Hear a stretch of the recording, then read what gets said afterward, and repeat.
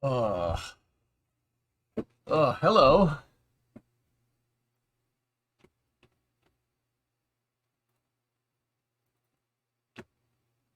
Hello, everybody. Oh, looks like I'm on time, I guess. Uh, yeah, let's see what's good over here. How you guys doing? Oh, oh, oh, you have some green screen funkiness. The funkiness on the green screen. What's up, Steve? How are you? Oh, hang on. We got some funky green screen. Brand new funky green screen.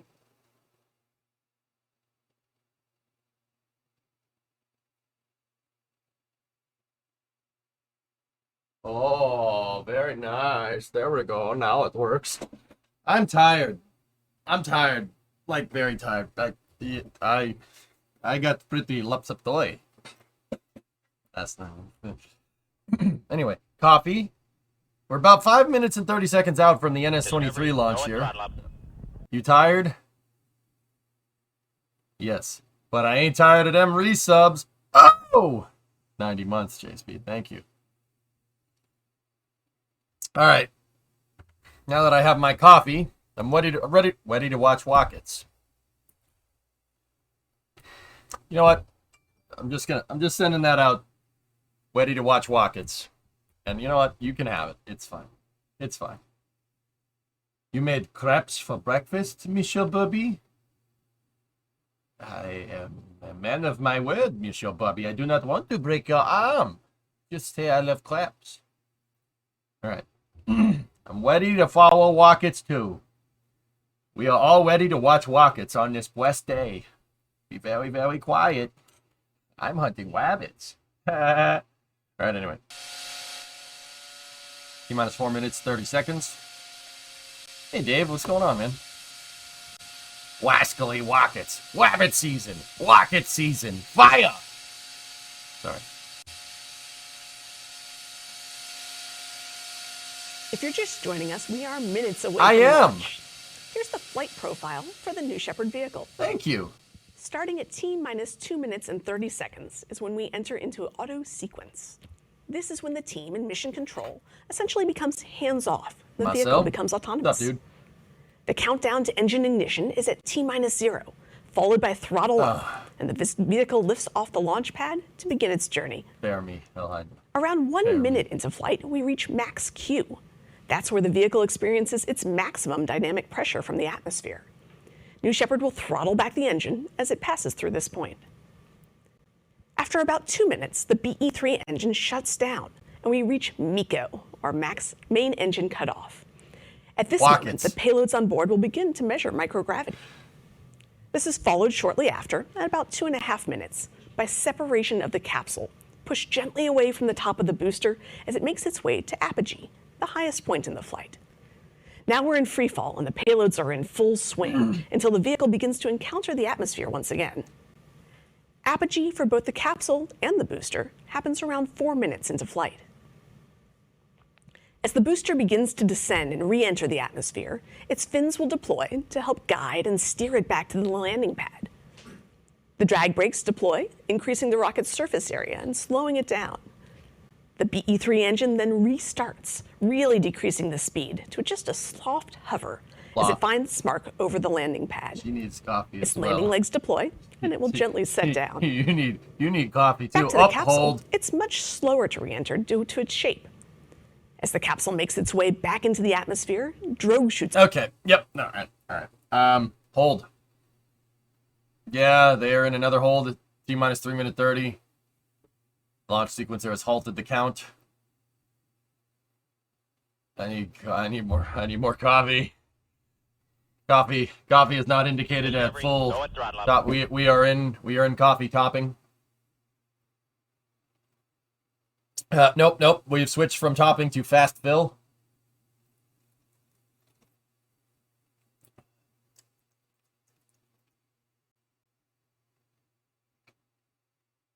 Okay, we are in coffee replenish mode.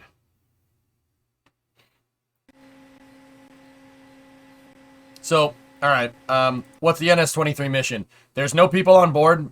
This one is carrying scientific instrumentation. Okay. All right. Okay. Okay. Okay. Let's just rewind that 5 seconds or 15 or 20. Okay. Yuck. Yuck. Okay, so what's the NS-23 mission? There's nobody on board. This is carrying a bunch of scientific instrumentation. There's a bunch of just various experiments on it. That capsule, the H.G. Wells capsule right there, is just for scientific instrumentation. So, once again, no one is on board. This is a suborbital flight for science. For science. It's rewind time. No! That's hot! Please slow down and shift down 1 to 2 gears. Hey, Alex. Hey, Alex. How about we pit on lap 10?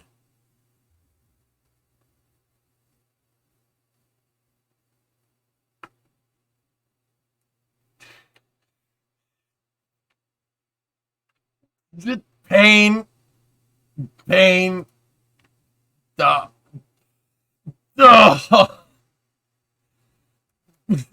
Pain, bro. Pain. Pain.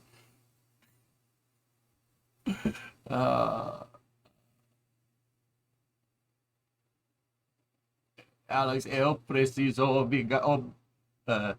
no. How do you say help? I forget. Preciso ajuda. I look back in the VOD. You were behind over 40 seconds when you started the rain, when that rain stuff started. Huh.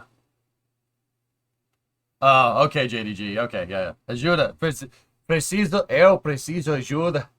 Ferrari.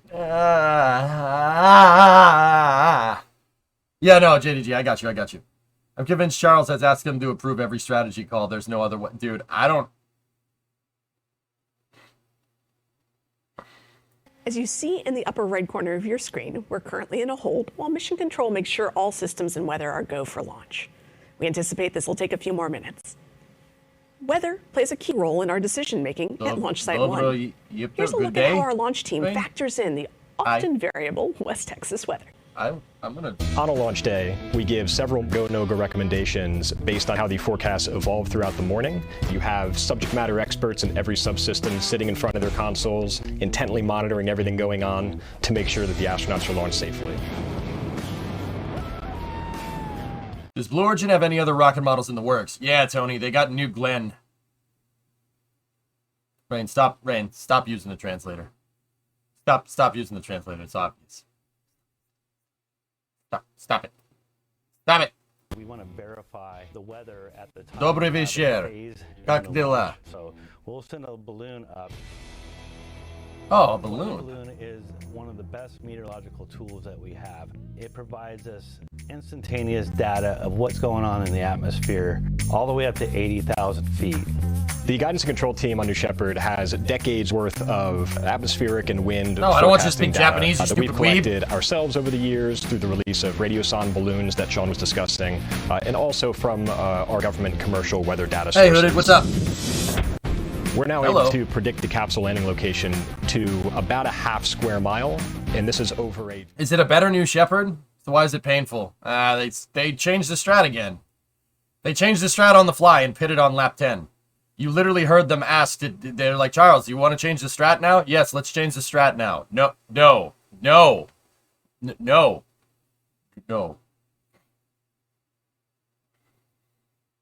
Charles, do we want to go to space today? Question. All right, here. You want to see New Glenn? Take a look.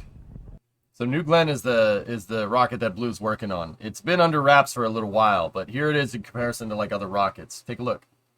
So New Shepard would be down here. New Shepard is like smaller than an Antares core. Solar Lander. New Glenn's over here, between Delta IV Heavy and Saturn V. Yeah, it's gonna be a big rocket. A very big rocket. Charles, we go to space today. Confirm. Question. It looks like a mushroom. Yeah. Yeah, Junie. Yeah, of course. Yeah, that's what they're working on. They're working on it quietly, though. Meaning that the progress is not that it's not happening too fast. And the reason why it's not happening too fast is because Blue is putting all their eggs into the BE4 basket because they're making engines for Vulcan.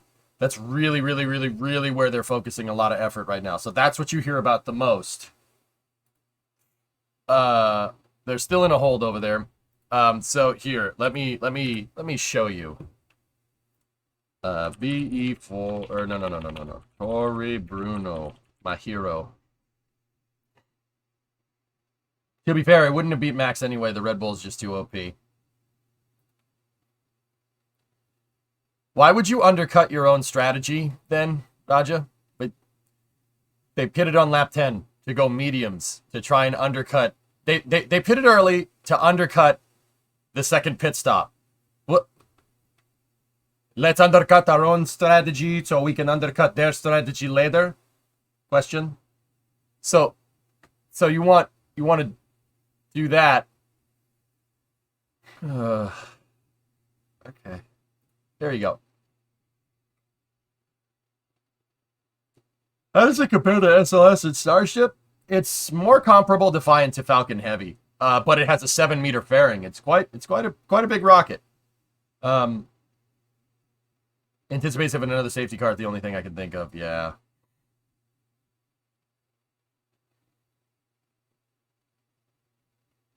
I don't know. Yeah. What? So. Okay, Steve, they did it, and I understand why they were doing it, but it's like they forget that Christian Horner can just be like, okay, pit a lap later, please. And he pits that a lap later. He pits Max a lap later, and it screws up their entire strategy, and they end up losing. It's like, you even heard Horner on the radio. They pitted too early. Just coast. Just coast and stay. Just maintain the gap, Max. That's all you got to do. And Max is really good at doing that.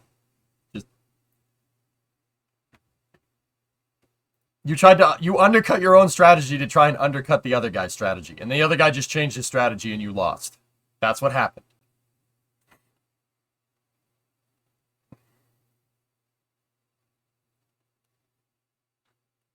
Yeah, I mean, I know. Everybody's saying, oh, the Red Bull is faster. The Red Bull is faster. The Red Bull is faster.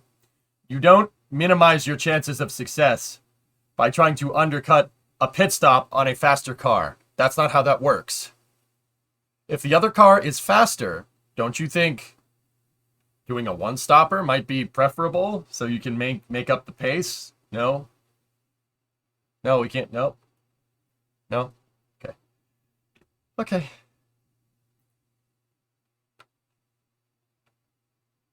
It's fine. It's fine. It's fine. Did you see this clip on Murder Stream the other day? No, I didn't.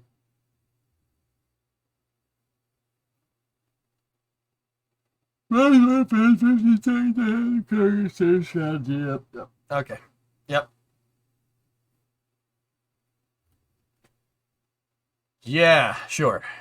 It's too early for this. That's not right, but it's fine. It's fine. It's too early for it. You guys could. I'll let you have that one. You can have that one. It's fine. Here, let's go back to watching Hold Origin. Thanks so much, Roxy. Really great to hear from our team and to hear from students all over the world that are excited about the mission of Blue Origin and what we're doing with No rocket engines in the shop. Let's go back out to the rocket and see how it's doing on the pad. How are you doing, Rocket?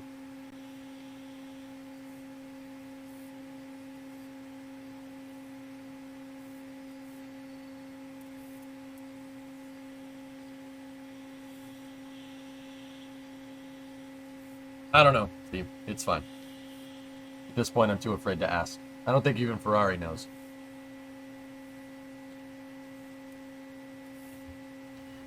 Hey, Meeps. Oh, you're saying hello to the rocket. Oh, I'll wait. I mean...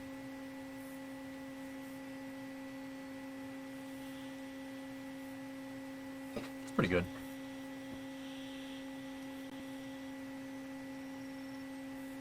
How do you do? H.G. Wells. Oh, the huge manatees. What's going on, buddy? It's early. It's too early. It's too early.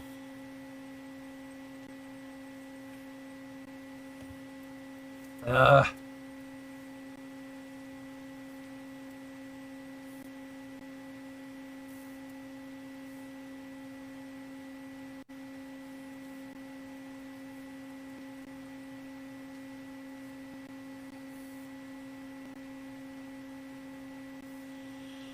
you remember your first rocket launch? The first rocket launch that I ever saw in person, Steve, was STS-116. I watched it off my back porch in Florida. Like, we watched it launch out of Kennedy Space Center, and then we looked over, and then I saw it go up, which was really cool. I saw a Virgin Galactic ad on Instagram, and all the comments were just people complaining that they can't afford it. Instagram, people complaining, can't afford it. The orbital tank farm is starting up? Dude, oh, and I could have been at a barbecue! You have a friend in college, from college who worked on one of the payloads. Cool, cool, cool. Yeah, Steve, that was the first one I ever saw. Yep. And that was followed by a multitude of launches. But then again, I haven't been down to a launch in a very long time. It's COVID.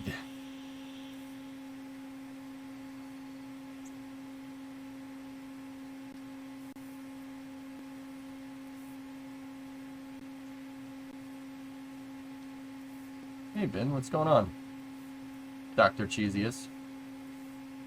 Did you say you worked with NASA before? I've hosted panels at TwitchCon with them, Steve. I've worked with them with people from NASA on projects. That's the right thing. I mean, they know me. They know who I am. At least I think. Pretty sure. Maybe.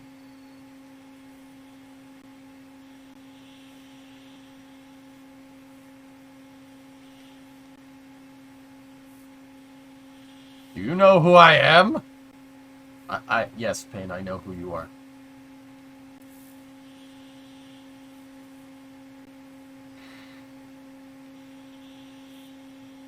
How long is the hold? This is an unplanned hold.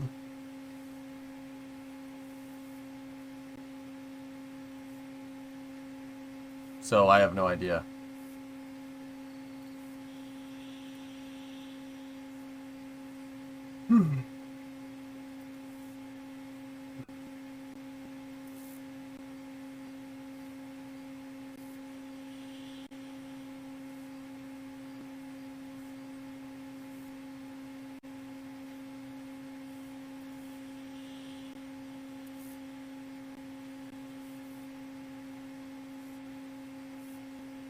Hey, Nick.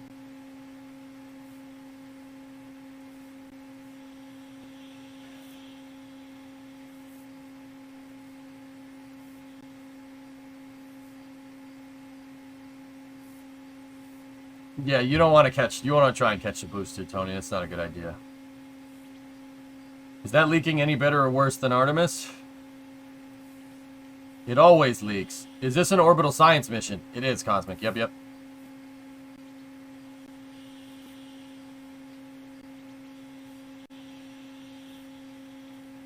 No, you're always going to get leaks, guys. It's just kind of how it is. You're always going to get it. They have a vent line. It's over there. At least I think it is. I think, see that little thing coming, see these little things coming out the top? I think that's a vent line, but I don't want to start guessing, you know what I'm saying? Isn't it suborbital? Yes. But it's using hydrogen. This is using liquid hydrogen and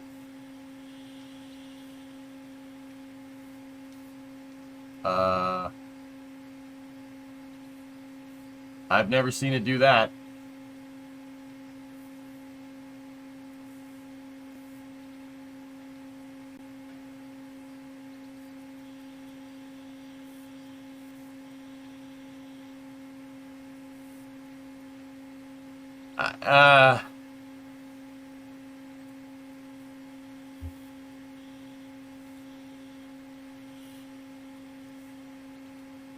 It's leaking.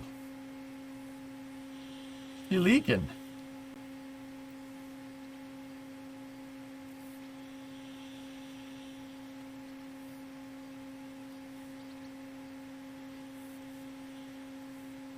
Sure, it's still far. Yeah.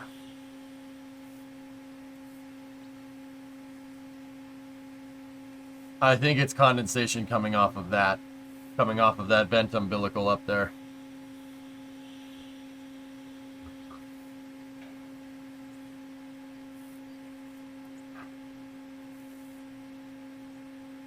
You found a clean room for me.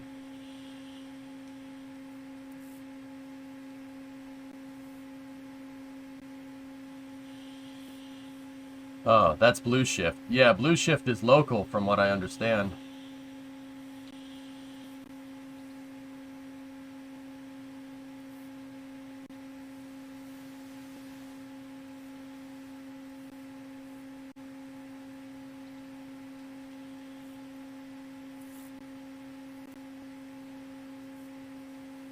That's no leak, it's cryo tears, yeah.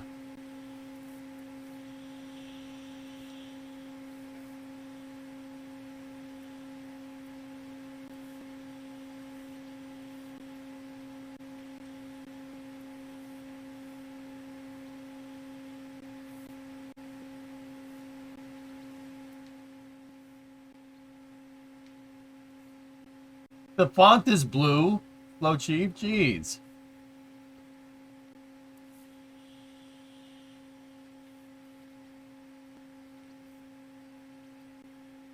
I try not to, back alley. I thought I was going to miss this one, and then I remembered it's New Shepard. New Shepard holds a lot. But I'm not sure why. They never say. They never say why it's holding.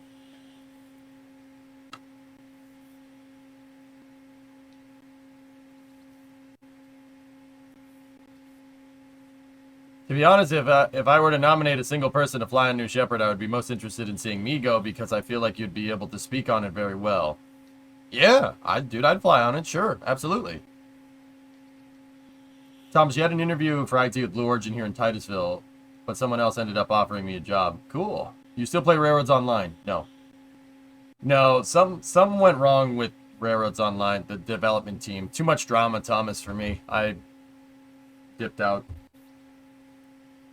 You got lucky with the Firefly scrub. I had a feeling, Banana. I had a feeling, but I was doing something else. I did a lot of normie stuff yesterday. A lot of normie stuff. Went to car show. That was fun. I watched football. That was fun. Drank a lot of beer. That was fun at the time. Not fun right now. How many flights has the H.G. Wells had? I'm not sure.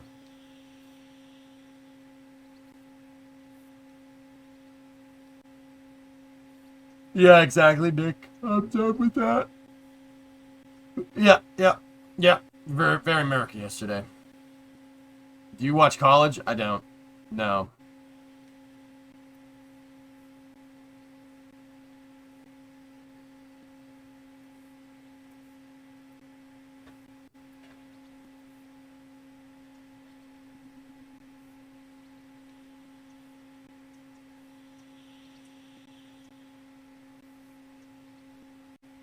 So, it's still holding here. But, oh, here we go. We are standing by as the team continues to make sure that we are ready for our launch today here on NS-23.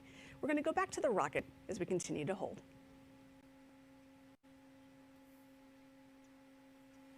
The bottom one is a hold timer. That means they've paused the count, Limbo. They paused at T-minus 3 minute 30. We're making sure all systems are ready for launch. Please stand by.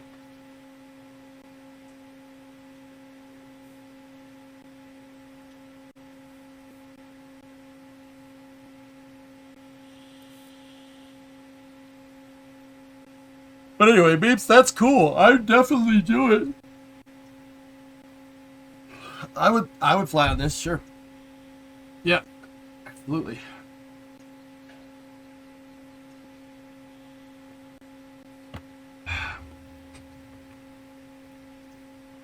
Natch, what's going on?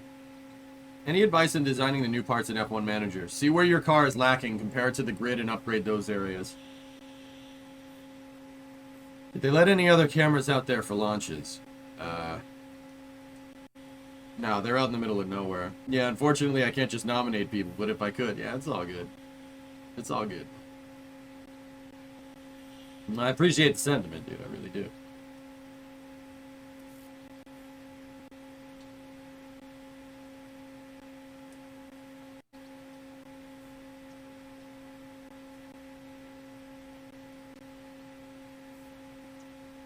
Any advice in designing a rocket engine in your basement? Can I buy rocket fuel at my Cornerstone pump station?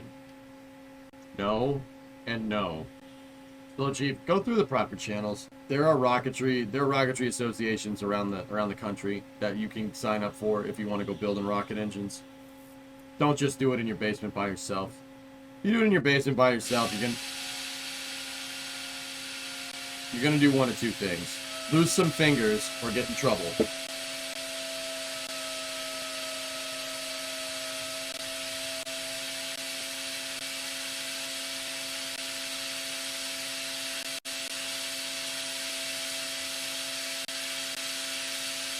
I'm all out of fingers.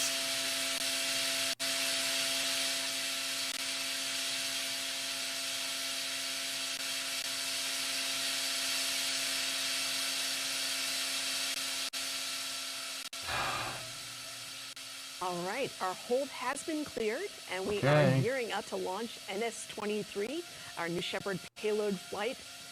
We are going to get ready for the bit checks coming up next.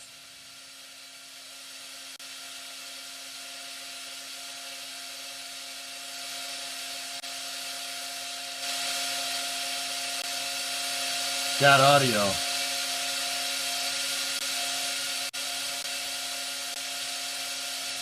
What would I do in microgravity on one of these things? I'd look out the window. I'm not really interested in the people that I'm flying with. I'd be 100% honest with you. I don't really care about who I'm flying with. I'd be looking out the window. They'd be like, "Hey, EJ, come see this." I'd be like, "Shut up. I can talk to you back on the ground. I'm looking out the window." You know? I'm busy. Leave me alone. Told you not to disturb me when I'm looking out the window. I don't know if that's necessarily the response that people would want to hear, but it's true.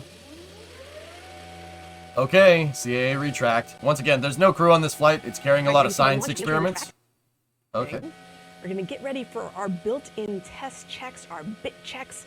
We're going to make sure Did you do all the floating the upside down subsystems thing? on the rocket Yeah, are ready maybe. to go. Maybe.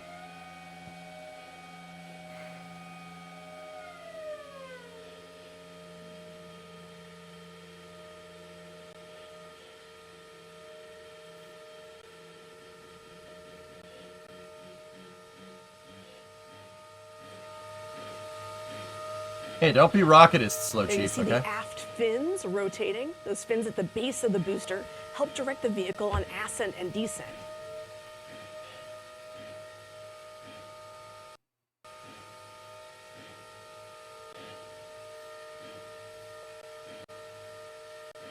Yeah, pain free. I'd be with you.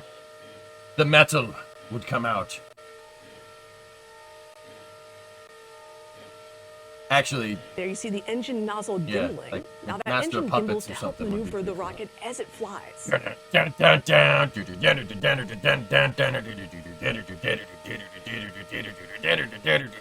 We're also keeping an eye on the That'd be pretty pressure sweet. and the temperature in the propellant tanks. Magic Those carpet need to stay ride. in the soft Nice, spots good choice. Or the green zone for all of these different variables.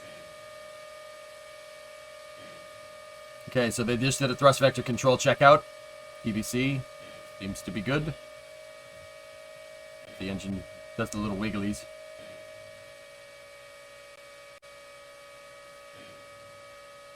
How's the car show? It's amazing, dude. I actually didn't take a picture, Ernok. I was too busy. I literally was just talking to everybody. I was just talking to people, asking questions, learning about cars. I learned a lot about a max wedge motor. Mopar max wedge, which is pretty cool. Okay. All right, everything looking good with the rocket. It is time to hand it off. Okay. Catch All up. right, everything looking good with the rocket. It is time to hand it off to Mission Control. Let's launch New Shepard. Catch up. T-minus Yep. 15, confirm. Okay. T-minus 10. Yeah, that's what I did, 9, pain-free. I didn't take one picture. 7, 6, 5, 4. Command engine start. Okay. 2, 1. Okay, we got a light.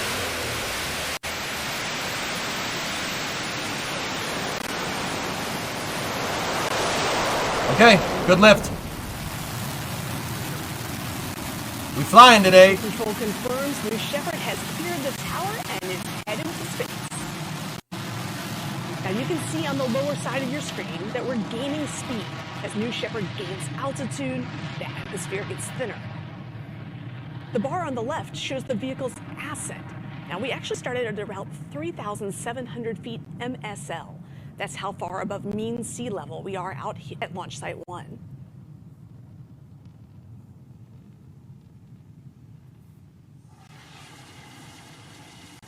That BE-3 engine throttled up as we're going to push up to max Q. Again, that's Hey, the man, point that where the building's moving very aerodynamic stress fast. on the Yeah. vehicle is at its maximum. You could say it's got a fire lit under its tail. We're going to throttle back and then continue on up to space. Hey, Dak. Oh, whoa, capsule abort.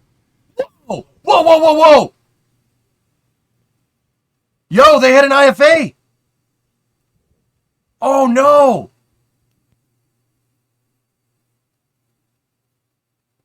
Uh-oh.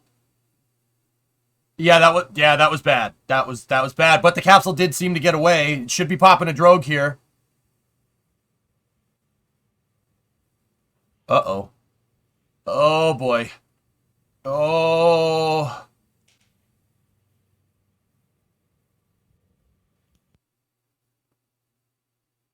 Okay. They had an abort at about 30,000 feet, guys.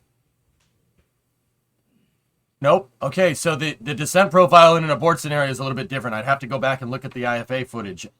We should see a drogue pop. Actually, that's too high. It's too high for the drogue shoots. That stage...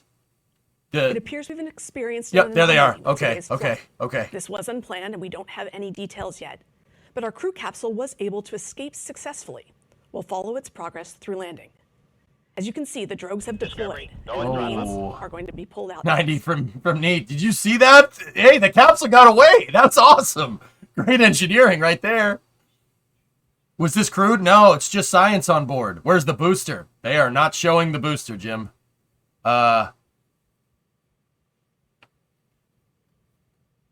Oh, there's parts that... Some parts just flew by on the right side of your screen. It looks like the booster did have a problem. I saw it turn laterally right at abort. That have to pay receipts.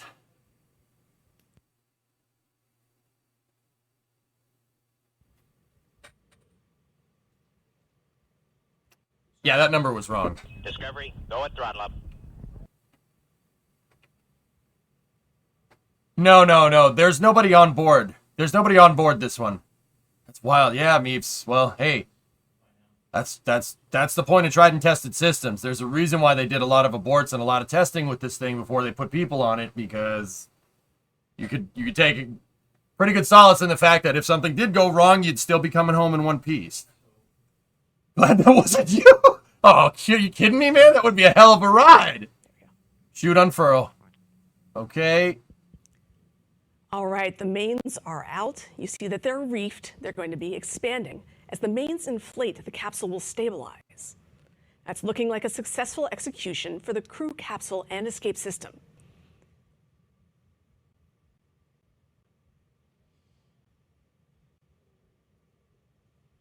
If you go back, you can see the problems with the engine. Have they said what G load is for abort? No.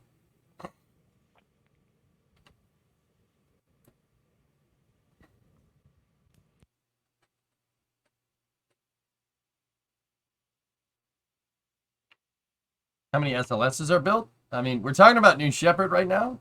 Bad Dog, there's 4 of them in various stages of completion or completed. Rough road. Yeah, that's right, Bluegill.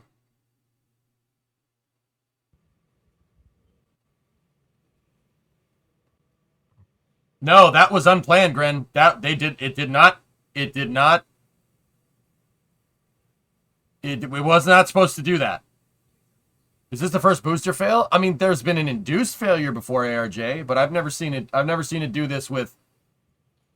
I've never seen it do this with, like on a regular mission. Keep in mind that they may have been They may have been a little more laissez-faire about and the risk. crew capsule continuing to descend under its 3 main chutes. You can see those West Texas Because there's mountains nobody in the on board. background. As we come down towards the desert floor, we're going to expect that retro thrust system to fire. Again, that will take out most of the energy in the landing. Yeah, in addition to the I think the parachutes. engine took a You'll dump. see it kick up a big cloud. It's of a dust science down there experiment. in They the have scientific instrumentation on there, JSTN. Okay. Let's see what the capsule's doing. Let's see. It should puff a big cloud of smoke right when it hits. There we go. Perfect. There goes the retro thrust system. You can see how our backup safety systems kicked in today to keep our payloads safe during an off-nominal situation. Safety is our highest value at Blue Origin. It's why we've built so much redundancy into the system. We're going to close out the webcast for today. No, you're not. I'm going to watch. All right, let's take a look. See what we can see. This all looks fine. That all looks fine. You know, if there's some problems with the engine, you'd see discolored flames coming out the bottom. That's the real big indicator.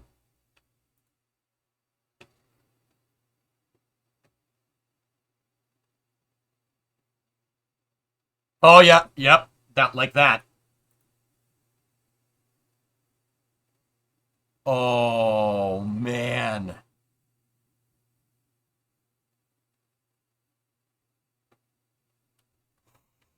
Yeah, Meeps, that sounds about right. But it worked. Dude, that abort system worked real good. That was perfect. I mean, about as good as an abort as you can get. That was right on the money. And Meeps, I'd do it. I'd do it. I'd still do it. That looks like fun. Is that bad? Is that bad? I don't know if that's a bad thing or not. Oh my goodness. I'd do it. That would be the most kick butt roller coaster ride ever. All right, so yeah, something went very wrong down here. Here, let's see if we can watch it in slow-mo. Once again. All right, so let's take a look.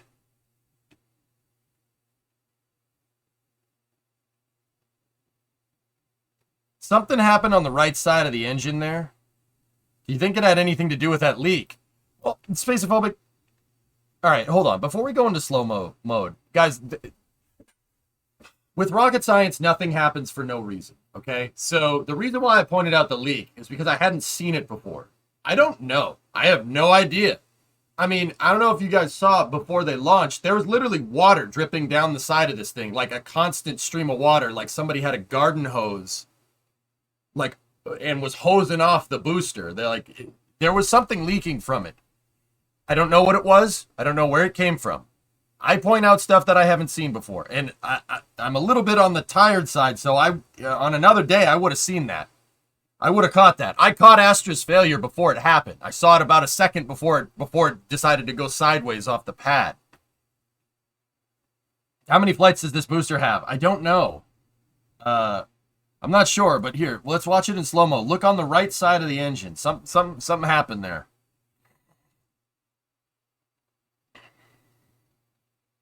Okay, Hellhydra. I want to see this first. Well, that was its last one, yeah.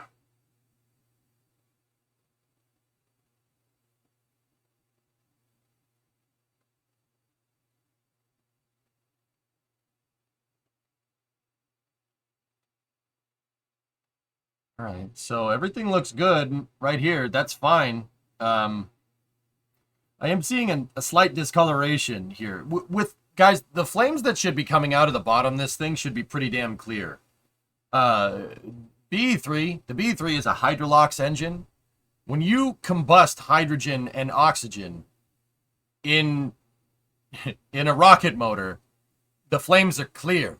Now, don't get me wrong. You can run a little bit on the fuel-rich side, so you can run a little bit more hydrogen. Say, like, there's an ideal amount of oxygen and there's an ideal amount of hydrogen going into the engine.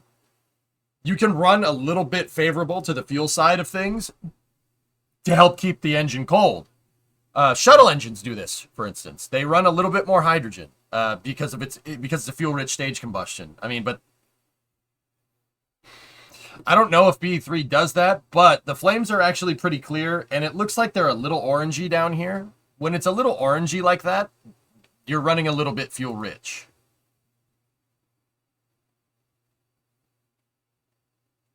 Let's see. I'm just trying to watch. Something popped over here.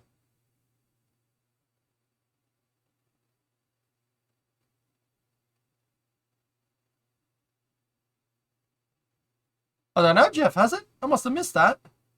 Good. Oh, yeah. You guys, something popped. They blew a lot. Something popped. That's plumbing. They literally a line came undone. So I don't know what line. I don't know where, but what I noticed is that you see that pop, and then the engine loses thrust. Right after that pop, they seem to get... Yeah, see? The engine drops, the chamber pressure drops, see? Oh, hello. Ooh, that's not good. Okay.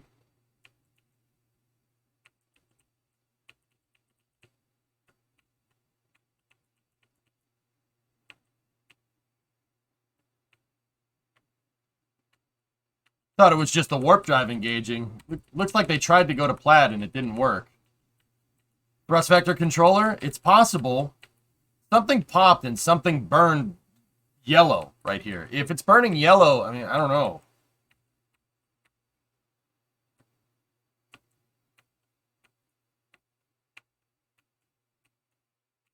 Oh, yep, orange. Orange flames. That's hydrogen. See how it's really got the orange glow around the end? It's white hot in the center, though. Yeah. Something popped on that motor. Looks like it didn't want to be throttled down. Well, yeah, I'm not 100% sure. I don't know. This could be a bunch of different things.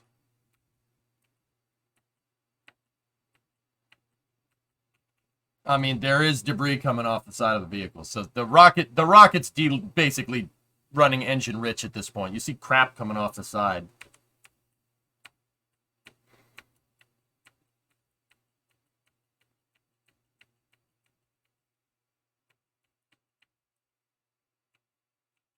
Yep.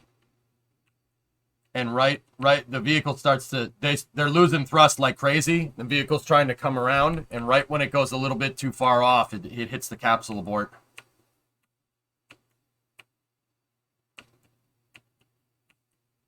I haven't looked at the timing yet, but the first thought is after that initial pop in the line.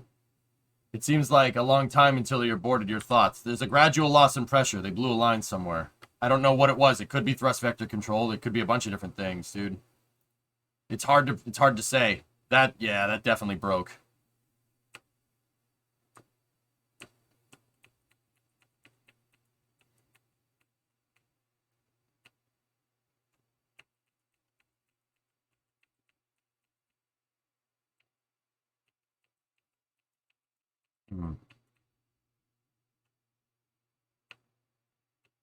Yeah, pretty much, Bellum. Yeah, there's nothing out there in Van Horn. So if you're just joining us, guys, Blue Origin had an in-flight abort. That new Shepherd booster took a dump. Watch. Oh man, yeah, that immediately. You know what? I keep saying it looks like a loss in thrust. That doesn't look like a loss in thrust. It looks like somebody said it. They may have lost thrust vector control. But the hydraulic checkout worked fine.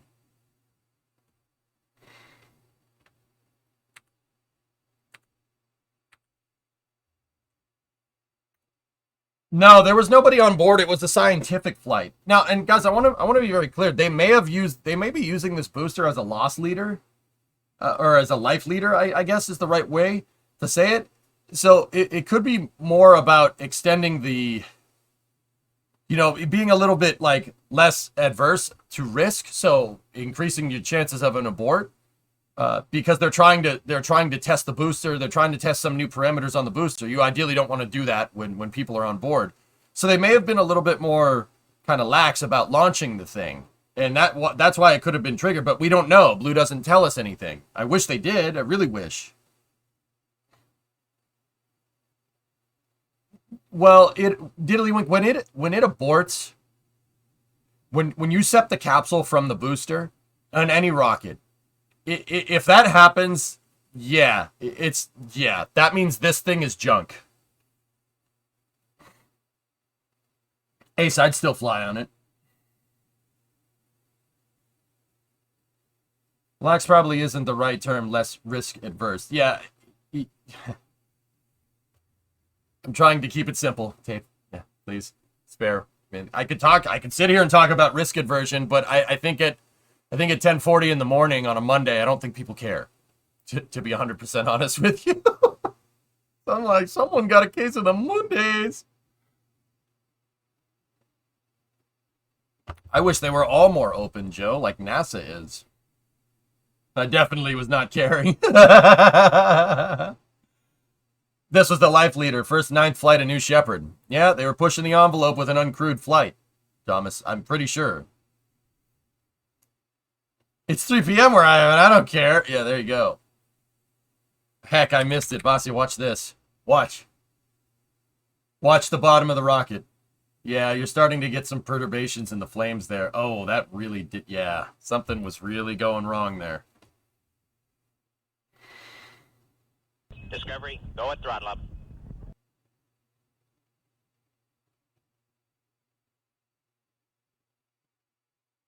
Yeah, they had an IFA. Discovery, go at throttle up. Linkler, Admiral, thanks guys. That was a 57 and a 36. Sweet. The vectoring on the capsule seems to be way off. No, it's supposed to do that. It kind of does this a little bit. That's normal. I've watched the in-flight abort of this thing a good amount of times. It's supposed to do that. Short flight? Short flight. Nah. Nice. Man, that was a short flight. Oh, jeez. I'm surprised how fast it starts going down after the abort. Hey. Yeah, that thing stops, doesn't it? Well, I'm telling you, it turning like that, even though that's what it's supposed to do, is not doing its upward velocity any favors.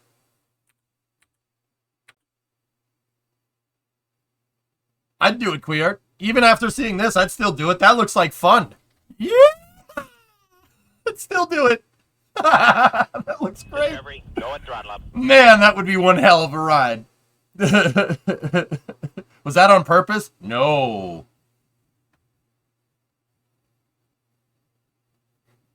It's like, guys, it's like 20 G's of acceleration. You want to be pushed into your seat, man? That is not the kind of acceleration that mere mortals can take. Watch the velocity at SEP. All right, let me see. Okay, so we're at 540. Ludicrous speed! Go! Oh! Dude, it went up to like 700 miles an hour for a second there. They jumped 200 miles an hour in like a second. Whoa! Damn! Oh, that's hardcore, dude. Oh, I'd do that. I'd do it. I'd be scared out of my mind. I'd still do it. Oh, malauta. Perkele. It's an SRB. Yeah, Panic. It's an SRB. Oh, yeah, Spaceflight. I'd do it. I'd do it again. And I'd do it again. Yep. Definitely a good demonstration of the importance of a launch abort system. Yep. What kind of... Okay, I already answered that. Matt, how you doing, by the way? No, it's not hydrazine, Panta. It's solid.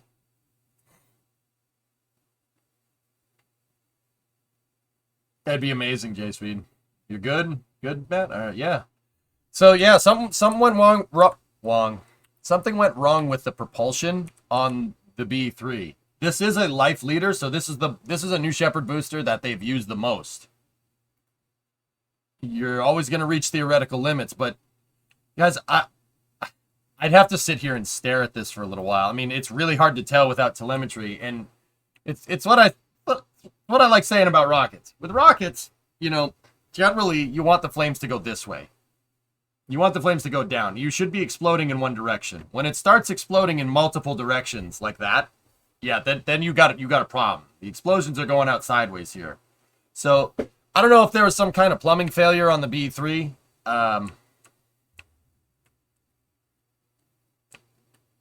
Will this ground New Shepard and cause many delays to future passenger flights? I don't know. It depends on what the failure is. Guys, it depends on what failed. Really depends. If you're uncovering some if you uncovered some okay. I need more coffee before this explanation. Give me a second. Please, mission control, please move coffee from replenish into fast fill.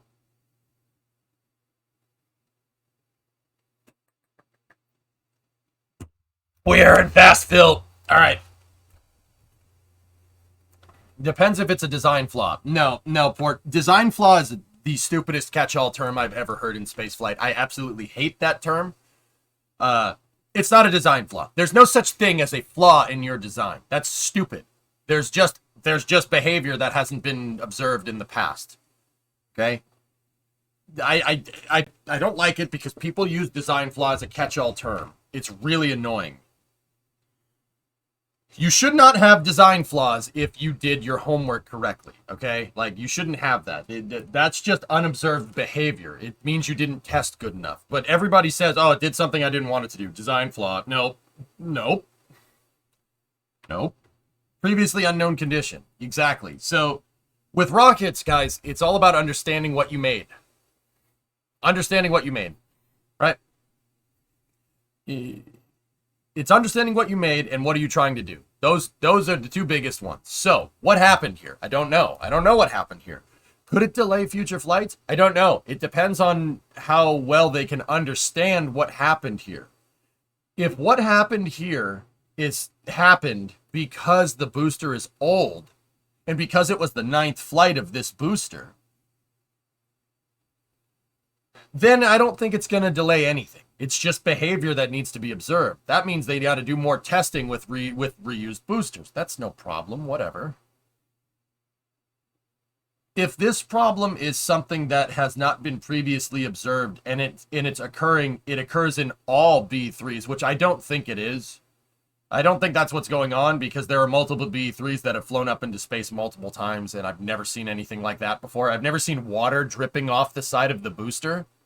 That's a little bit strange. It was a little strange when I called it out. I'll be honest, if I saw water dripping off the side of my rocket, and I didn't really intend for water to be dripping off the side of my rocket, I would not have sent the booster. I would have been like, nah, yeah, that's not what that's supposed to do. We got to figure out why it's doing that. So it looks like burn through, perhaps the nozzle of the chamber. Yeah, I don't know, Devlin. Something went very wrong. Something went very wrong with the prop. That was propulsion all day.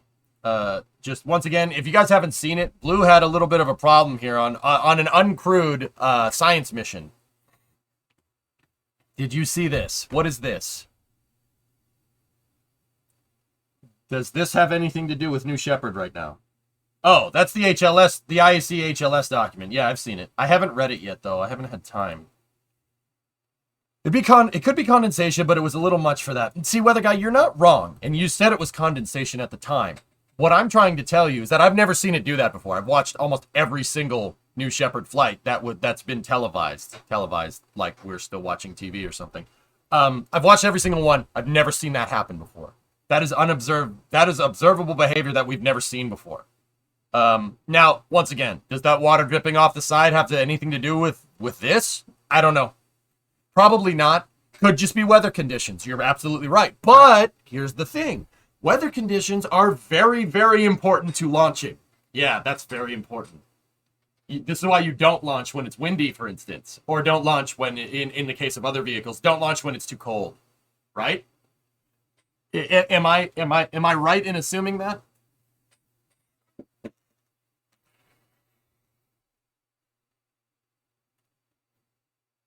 The big cloud on touchdown. What about it?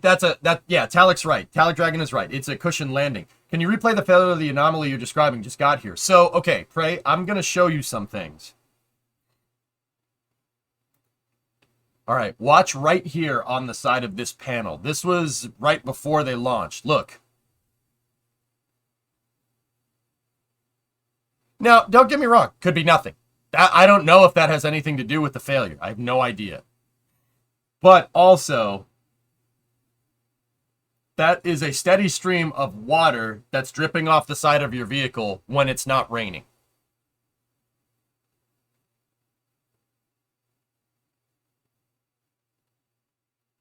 If I saw that, I'd be like, nope.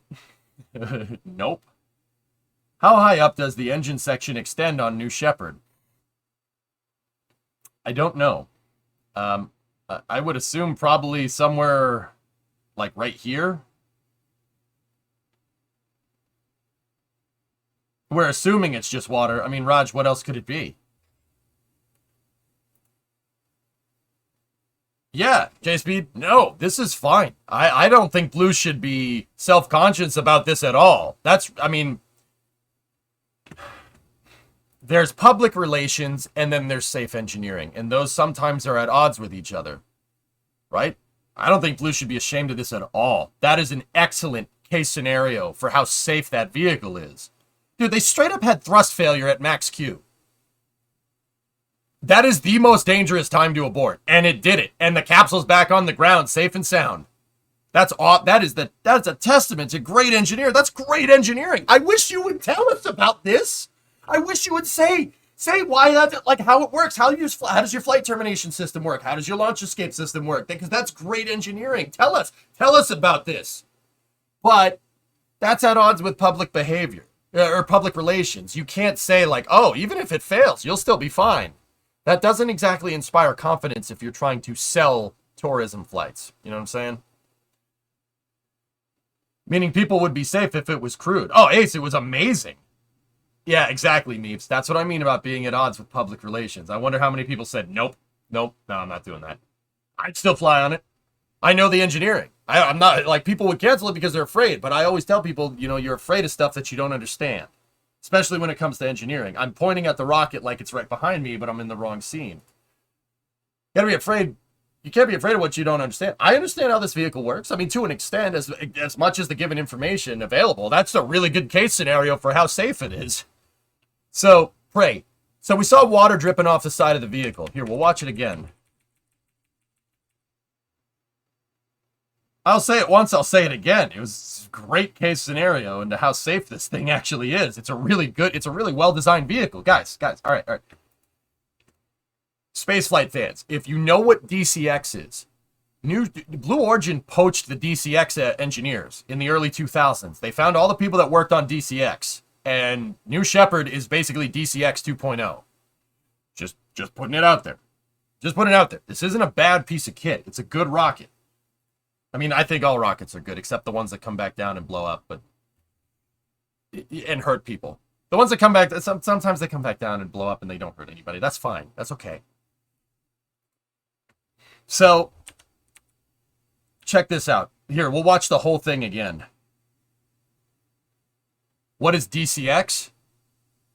DCX is Falcon 9 before Falcon 9, believe it or not.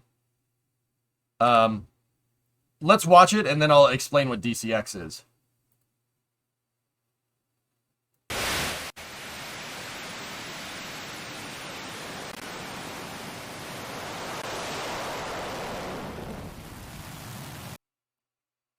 I just want to see if there's any...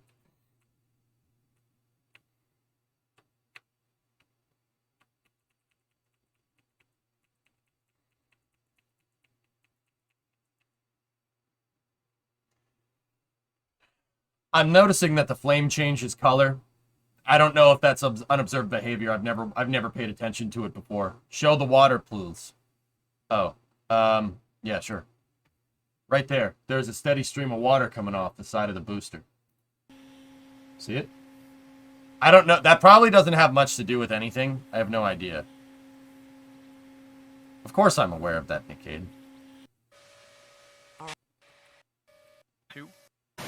All right, let's watch it again. Watch, the flames go from really yellow to really orange. I don't know. That's just observed behavior. I have no idea if that's what the other launches. We'd have to compare it to the other launches to know. See right there? See them change color? I think that's normal. That looks right.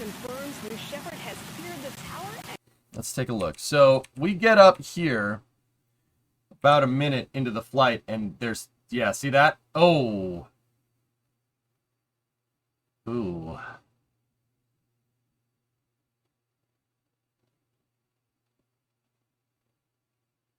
That's right, Tracker.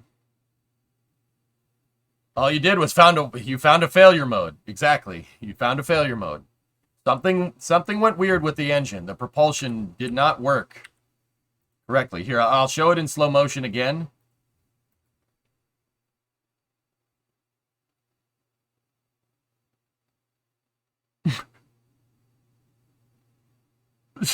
Someone. Jeff Banjos? Oh, God.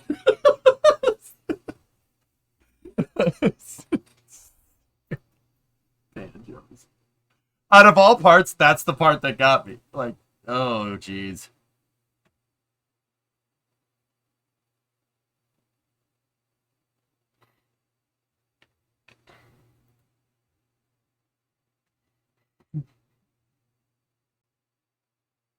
I guess it's not a good morning for American hydrogen-fueled rockets. Oof.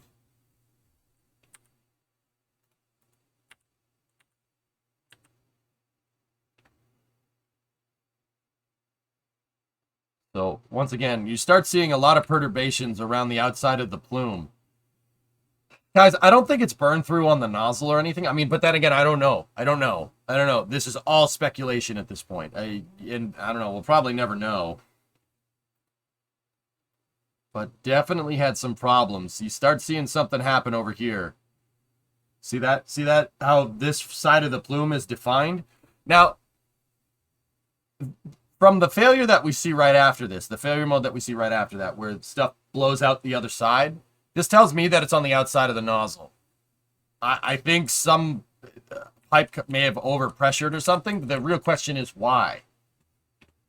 Here's a diagram of the BE3 with a photo of it on the test stand. Oh. Thank you, Vulcan. All right, let's see what we got.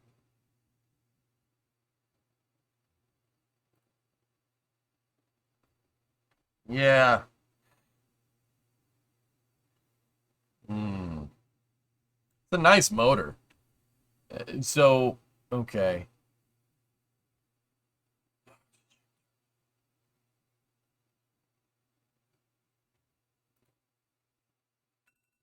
Time to wake up.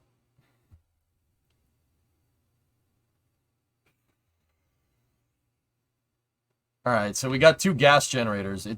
Is this dual open cycle? I thought BE3s were tap off. Oh no, that's B3U? I forget. Okay.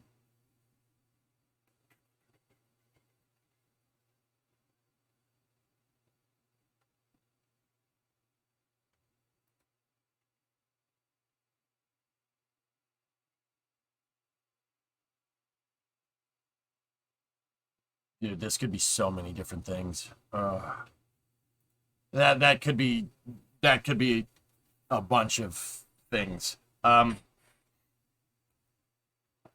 boy.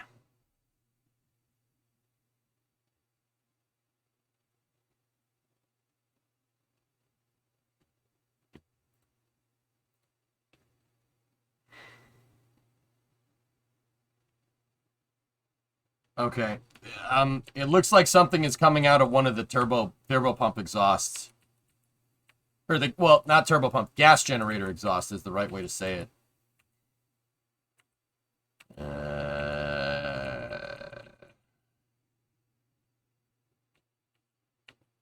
Okay, so something comes out of the exhaust, and then you start seeing flames.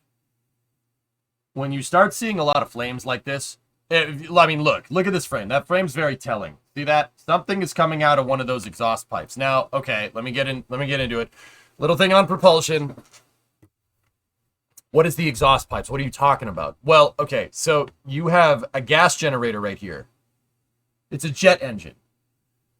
Basically, you have a combustor right here, and it mixes liquid hydrogen and liquid oxygen, and it spins a turbine. There's a turbine wheel right here, and that turbine wheel is attached on a shaft to the hydrogen fuel pump, hydrogen fuel turbo pump, or HFTP, if you're talking shuttle motor parts. That's shuttle engine nomenclature. This is not a shuttle engine, but whatever. Over here, you have a gas generator. Same thing. Liquid hydrogen, liquid oxygen, spins the turbine. Turbine spins the impeller moves liquid oxygen. So, I'm inclined to say that that's probably the oxidizer turbo pump that took a dump here. If I had to guess. And when I say take a dump, I mean it broke. We have flames coming out the side of what looks like the oxygen gas generator. Why do I know it's the oxygen gas generator? Well, the flames turn orange. If the flames turn orange like that, it means you're running fuel rich. A loss in oxidizer would make you run fuel rich, right? It screws up the ratio of hydrogen and oxygen going into the motor if your fuel pump goes, or oxidizer pump goes bananas, right? Which is basically what happened. There's definitely a flash right there. That flash could be anything. It could be the turbo pump. If I had to guess, it's probably the gas generator, the turbo pump gas jet, or the oxidizer gas generator probably just delaminating itself, which is not the right way to say that, I know. But if I had to guess, because right when you see that pop out, you see something pop out like that, and it's like, once again, I can't stress enough, it's coming out the side. It's coming out the side of the engine. It's not coming out of the nozzle. It's not coming out of the main rocket. That's definitely out the side, because there's a lot of low pressure right here, and it would get sucked in and then pushed out, right? You're on the money. Fuel pump failure would have been instant engine rich exhaust. Exactly, Prey. I mean, we're getting some distinct orange flames here. Like, look at the difference. See the flames start turning very orange. Now your engine's running fuel rich, and something went wrong with your oxidizer turbo pump. But here's the thing. Even if something is wrong with the oxidizer turbo pump, it's still going to move fuel, or move oxidizer. It's still going to move liquids into the combustion chamber, but now it's going to stop working. So it's spinning down, right? I would say right there is the main point of failure. That's whatever happened right there is why it broke. So if we keep watching,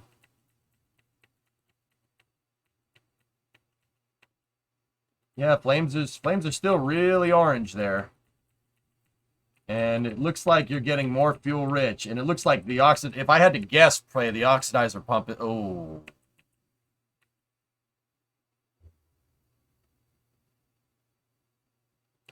Oh boy. Hey. On a gas swirl injector, a drop in fluid pressure would cause combustion instability, which we see shortly before the exhaust dump. Yep, that sounds right.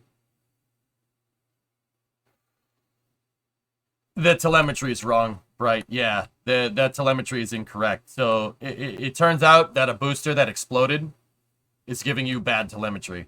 And I'd say with pretty reasonable confidence. The 0G indicator did pop up, though, which is kind of strange. Hey, Rocket Guy, what's up, man? Yeah, I'd say the oxidizer. If I had to guess, that's the oxidizer gas generator. The oxygen turbo pump fail, big time. I mean, it looks like it started to delaminate, and then whatever it fixed it. It kind of kept spinning for a second, and then it had a full rud right there. And then you have a full rud, right? So now you have no oxidizer going in, and look at how orange that flame gets. Hydrogen, if you run hydrogen rich like that, you're going to get orange flames. Remember, the flames are supposed to be clear. The flames coming out of the rocket engine on a Hydrolox motor are supposed to be clear. You should be able to see right through them like a window. Isn't it a combustion tap off? Well, I'm not 100% on this one, dude.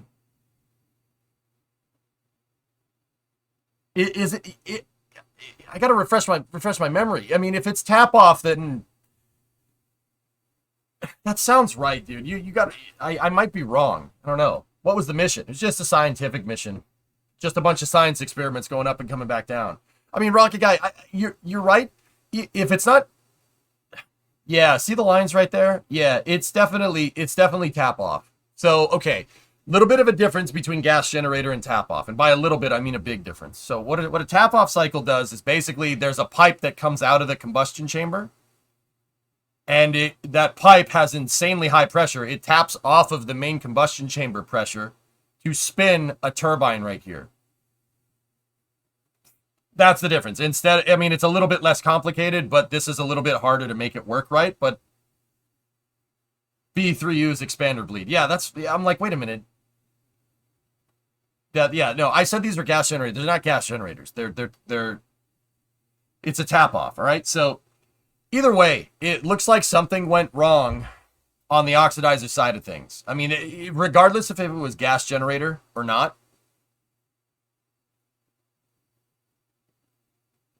First blowout at 500. Yeah, so it looks like something. My guess is that Gladys. Now I'm second guessing myself, damn it. My guess is that something went wrong with the oxidizer side of things on the oxidizer turbine. Something went wrong with it because something pops out the oxidizer side of things and then the rocket runs fuel rich. I see from Twitter that the launch was quite eventful. Yeah.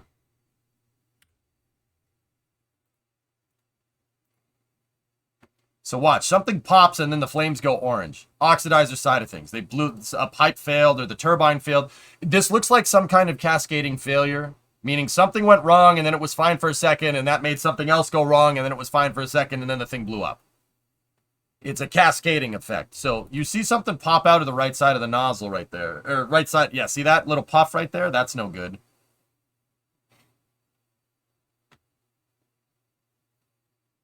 This was its 9th flight, Basia. What are the benefits of tap off over a gas generator? Tap off is a lot simpler on the plumbing. Someone, believe it or not. Guys gotta excuse me. I wasn't expecting to get this hyped up today.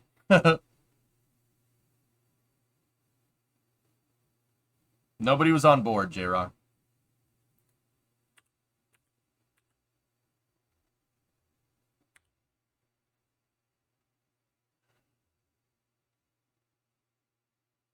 I'm gonna guess that the flight termination system rutted that booster, Olimars.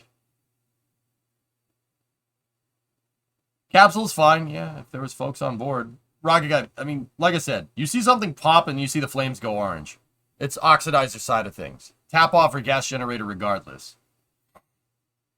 Discovery, go at throttle up. Hey, Beardston. I hate to ask this, but I've been out of the loop, but a while, but is KSP-2 still in development? Yes. Tap-off cycle exhausts out of each pump, but is driven by a common shaft. You sure about that?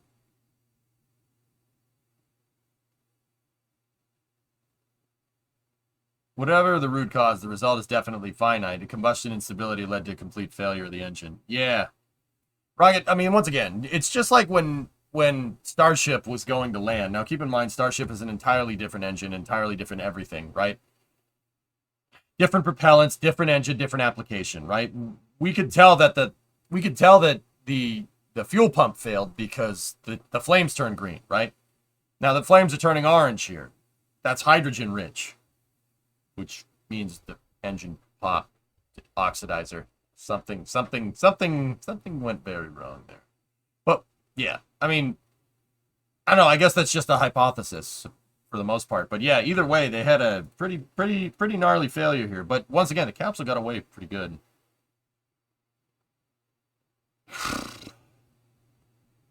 Oof.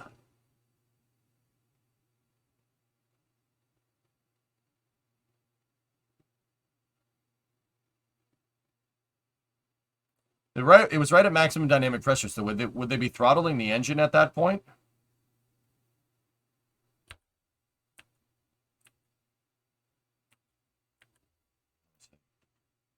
Yeah, I mean, yes, they would.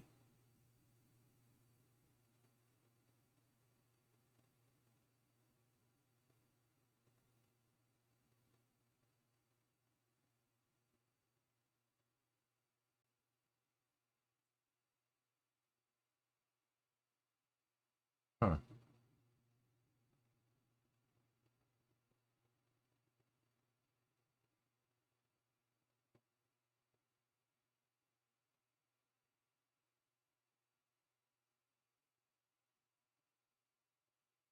Hmm.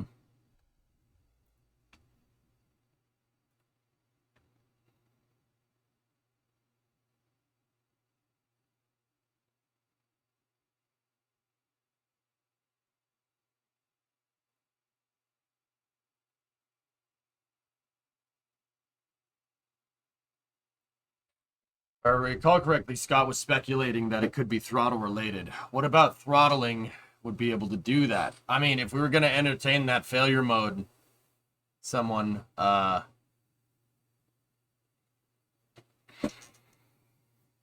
if you, I mean, that it could be the turbine blades. It could be turbine blades on the tap off. You know, I kept saying it's gas generator. It's not gas generator. So, you know, I mean, either way, if I'm going to put my money on oxidizer turbine blade failure, but we're never going to figure, they're never going to say it. No, Lofty, they're never going to tell us. That looks like the oxidizer turbine, but I could be wrong. I mean, so okay, what does throttling do in that application? You're putting a lot of stress throttling up that turbine blade like that. You got to remember that there's no blow off valve. You're going to put a lot of stress on that turbine by throttling it up like that. Yeah, you can bring a lot of transients. That's right. You're changing a lot of things all at once when you throttle a rocket engine.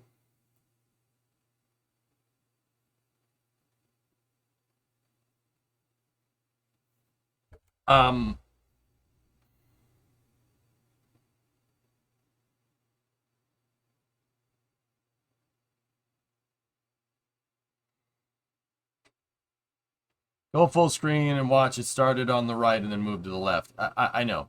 It's a cascading failure, Forge. I already said that.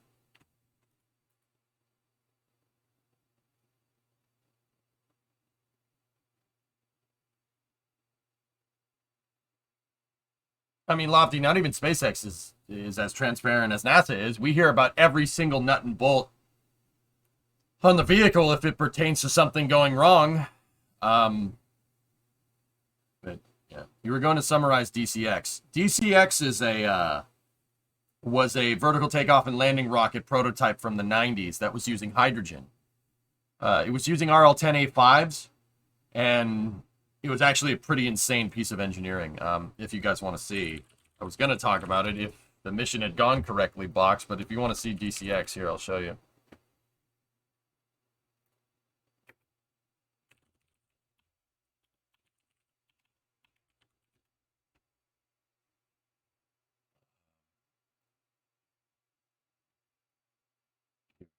DCX is New Shepard's grandpa. See? Look at that. And keep in mind, guys, this was in like the late 80s, early 90s, which is pretty nuts.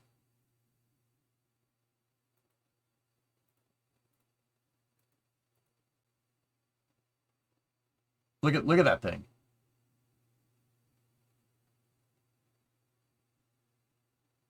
Look at what that vehicle is doing. That's intended operation, guys. Well, that's not anymore. Yeah, actually, no. Yep, no, it is. Yep. There it goes.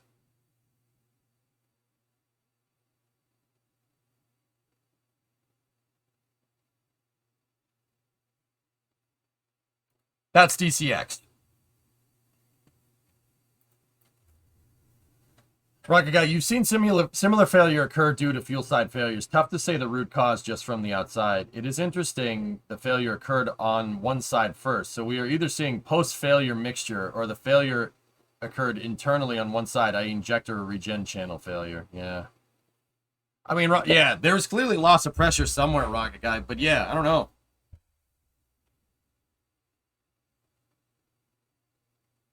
What engines did DCX use? RL10A5s. A highly throttleable atmospheric version of an RL10.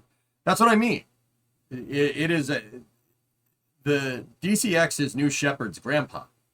Even the engineer is someone. All that technical expertise after the DCX program folded in the late 90s ended up at Blue Origin. Those are the guys that designed New Shepard.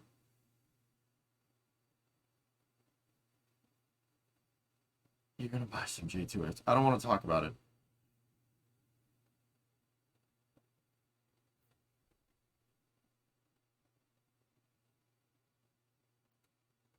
You want to see DCX fly again? Oh, yeah, I mean, we all do.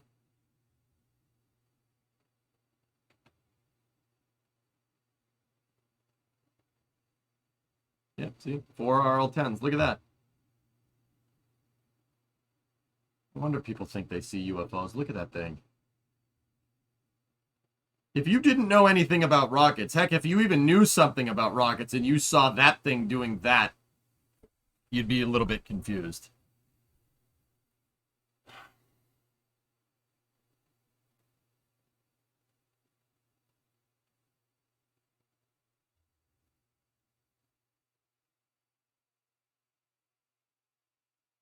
Pretty crazy, right? Now, you want to know why the DCX program got canned? This is how afraid of failure freaking people used to be before like SpaceX came along. See that right there? Look at that. Pretty cool, right?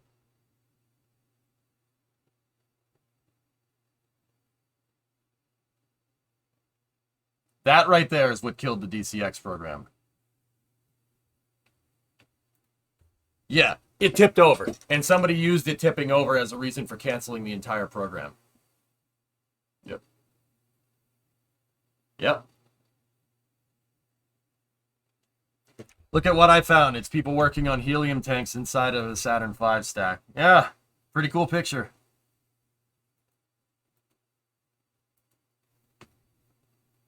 After the shuttle failures, people just didn't like failure. Yep. Yeah, so once again, guys, if you're just popping in, New Shepard had a little bit of a problem.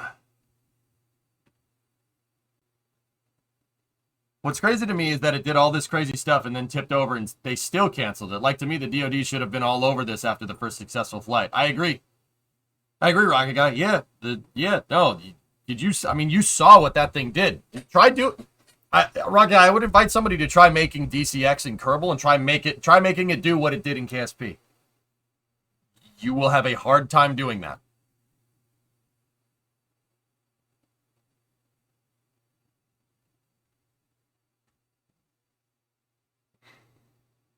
New Shepard had a little bit more than a little problem. Yeah, I know that's hyperbole on my part, but okay. What did the commentators say during launch? Nothing of use. Oh, we've had a failure. It shows how safe the capsule is by literally that. Yeah, cascading failure right there. Crazy, though. Can I make a rocket in KSP tip over? Oh, that's really easy to do, Jim. Try to make it land in one piece.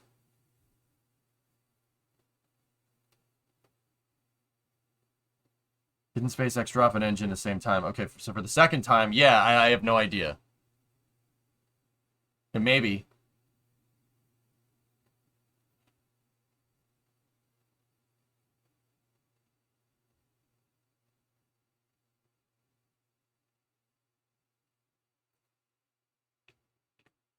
Take it there's problems. I mean, yeah, something went wrong with the BE3.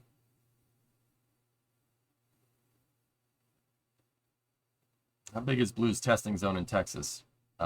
Big enough?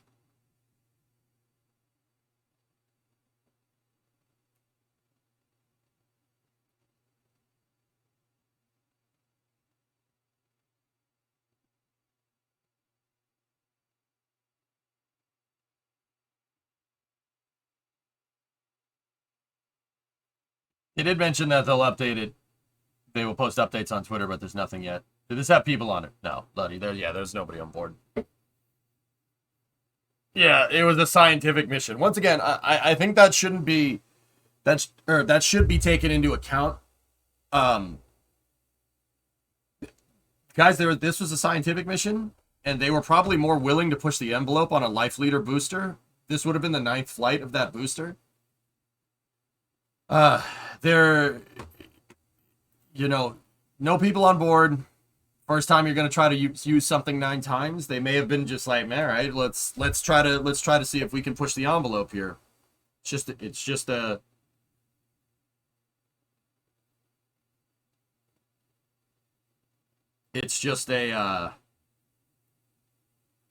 uncrewed booster. Who cares? How much of an impact on commercial flights do you think this will have? It depends on what failed, Hibbit. It depends on what failed. And it depends on why it failed. I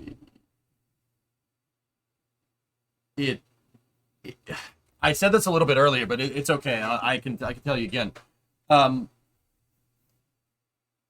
If the reason why that thing failed was because of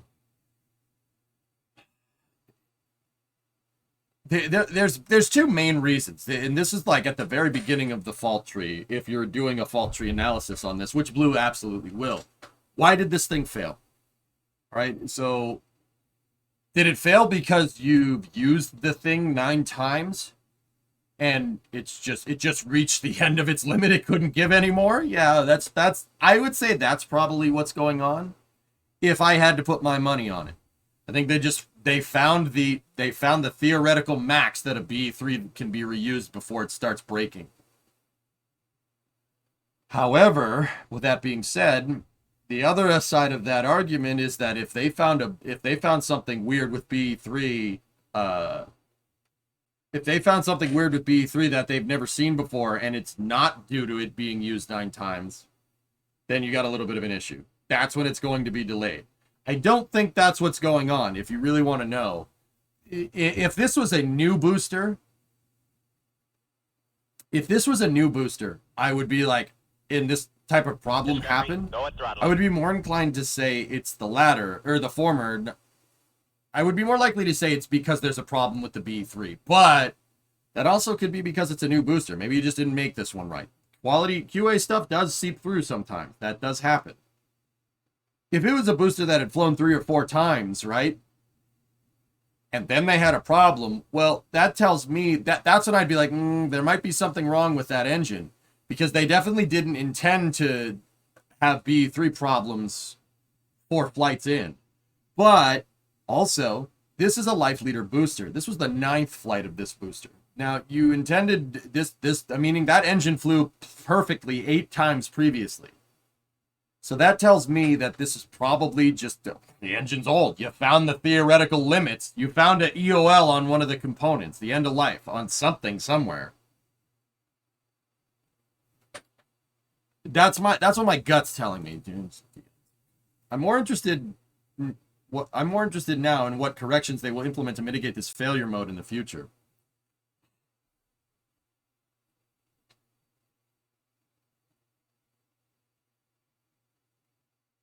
Yeah.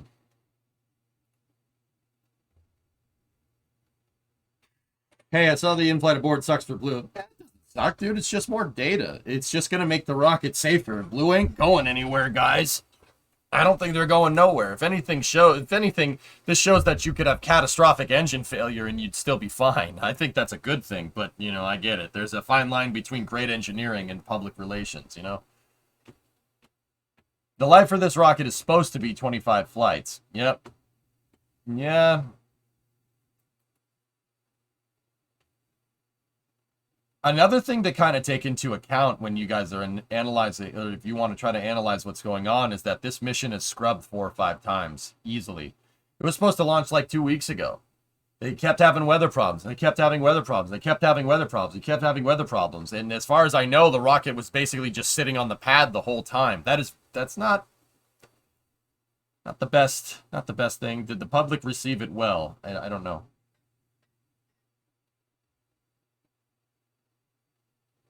The money is on the end of life of a screw that's not locked correctly. Rockets have bolts, not screws.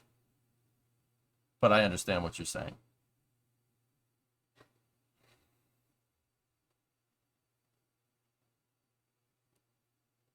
My concerns about the 9th time is that sure, whatever broke might have lasted 9 times this time, but maybe it lasts 7 times, etc., etc. It depends on what the failure is, Teddy. Don't draw conclusions before you're not even sure what happened. My guess is something went wrong with that the liquid oxygen turbine wheel. Something went wrong with it. That's my guess. And it may have been because of throttling, but this definitely looks like something that didn't happen inside of the engine. But also at the same time, you know, I said it was a gas generator before. That was wrong. I'm sorry. It's Monday morning. And this is my day off. So I shouldn't make excuses. I should get it right. I agree. If the turbine wheel's on a tap-off cycle on 2 different turbo shafts, right? You have the oxidizer turbine, and then you have the fuel turbine. What spins that wheel is definitely coming from the combustion chamber. So something they could have had cavitation in there during throttling. And that cavitation could have caused non-uniform heating, could have caused a piece of the combustion chamber lining to get too hot, and then the turbine wheel could have ingested that. Something I can tell you conclusively that's the liquid oxygen turbine, I'm pretty damn sure was not happy there. But then again, that's really easy to say. That's an easy thing to say. Like, you could say that about any part of the rocket that's failed. Like the whole booster isn't happy right now. This booster also hasn't flown in over a year since they only use it for science missions. Of course, there's no way for this to have real merit, but I don't think that it's necessarily end of life. Tap-offs are pretty sensitive to startup and steady-state boundary layer conditions in the chamber. It's a little more chicken or egg with each transient from startup to combustion stability. Yeah. OLM purging is started before fueling begins. Yeah, they'll probably retire the booster. Yeah, that's probably what's going on. I think you might be right. What booster? I would call that booster retired. It definitely didn't land. So what happened to the booster itself?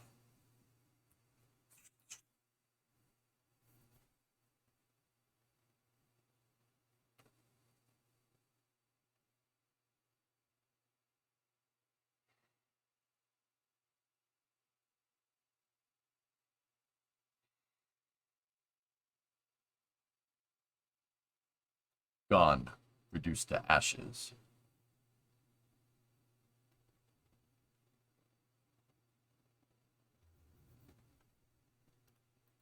Well, this exact booster was expected to explode. This exact booster was expected to explode on NS9 during the IFA test. Fate loves irony.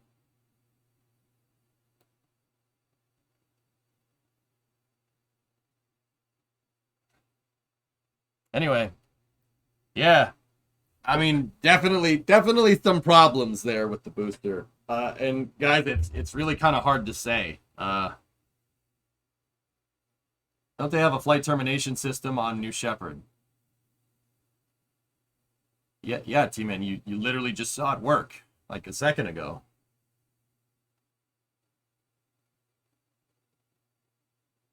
I just arrived. What's the status? Status of what? Well, here's the status. You want to see? They had some kind of propulsion problem with the B3. Watch the bottom of the rocket. Yeah, right there. And then right...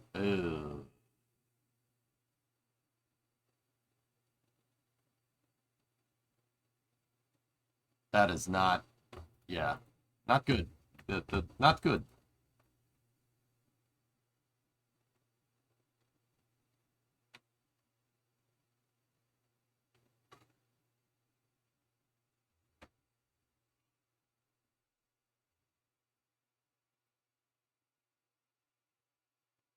Either way, yeah, that's not ideal, man.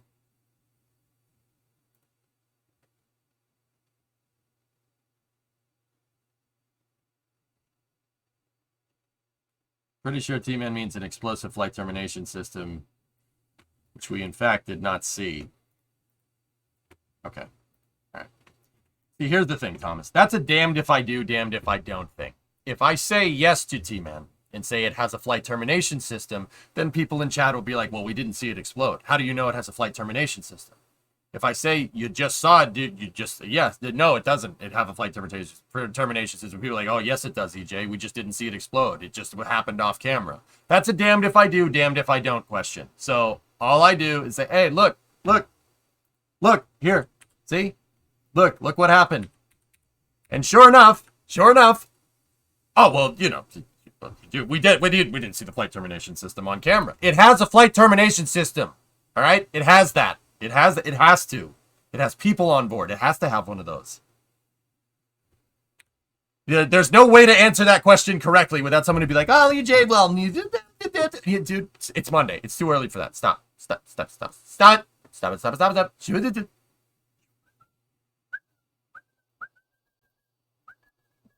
Shh.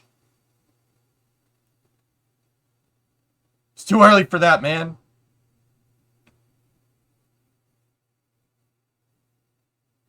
It's a damned if I do, damned if I don't. I can't. There's no way to answer that question. Anyway, moving on.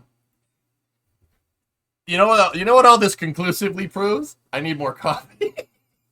That's what it conclusively proves. Yeah, Metroid, it's okay. It's okay. It's fine.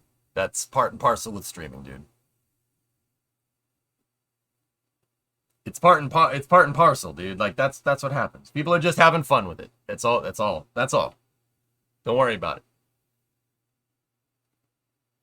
So my dog heard EJ whistling and came running. You owe him a treat now. Oh, crap.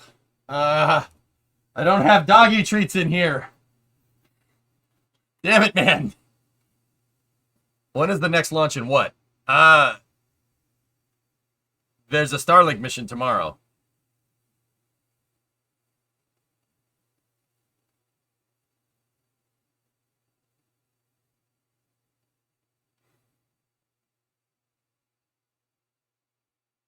Fireflies later today? Oh yeah, that's right. They are later today.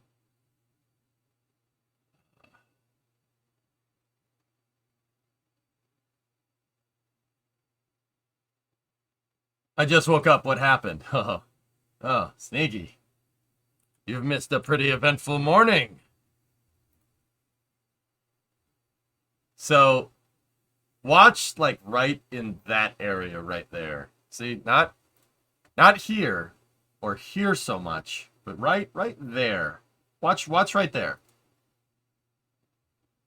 Just smile, and wait for the flash.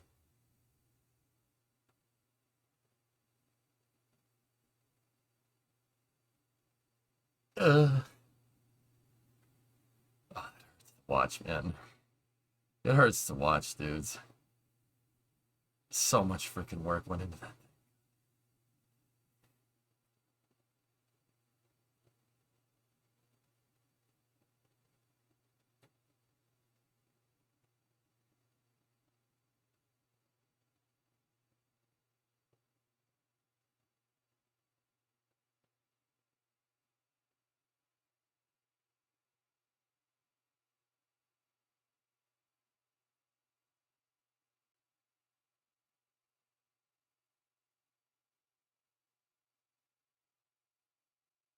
No, nobody was on board. There were no people on board.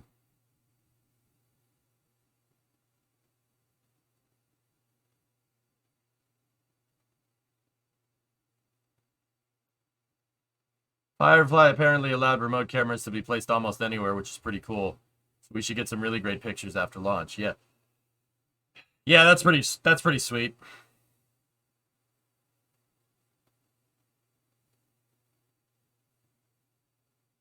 Yeah.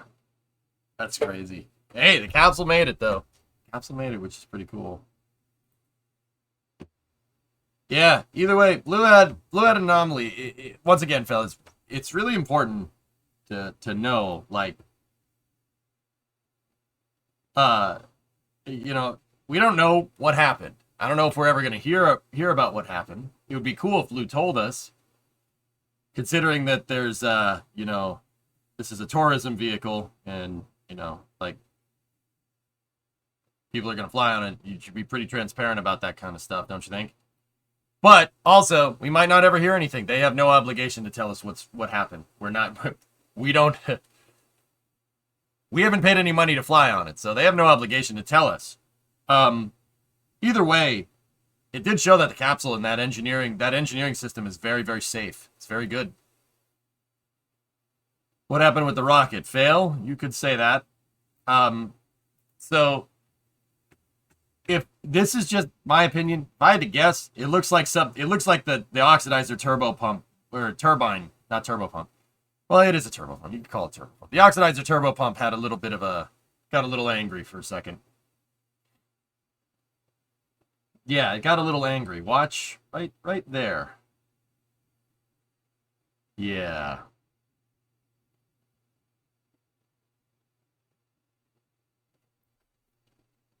I wouldn't call it a test, Hokie. I would say that the launch escape system did its job. And if anything, it's a testament to how safe this vehicle actually is. But there's actual safety, and then there's perception of safety.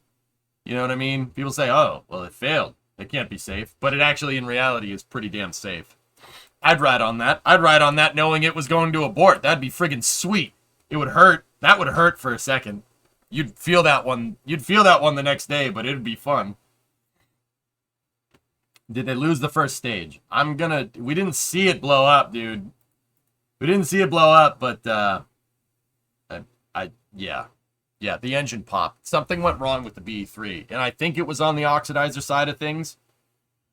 Could have been because of fueling, or because of throttling, not fueling. An additional thing to note, is that there was water dripping off the side of the vehicle on the launch pad, like a steady stream of water, like somebody had a garden hose, like, and was spraying down the booster. There's like a steady stream of water coming off, so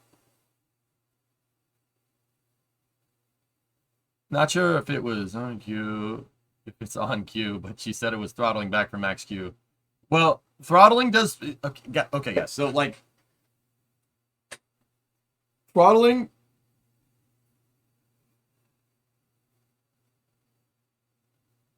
ooh, sorry, my day off, supposed to be at a barbecue. No, that's Independence Day.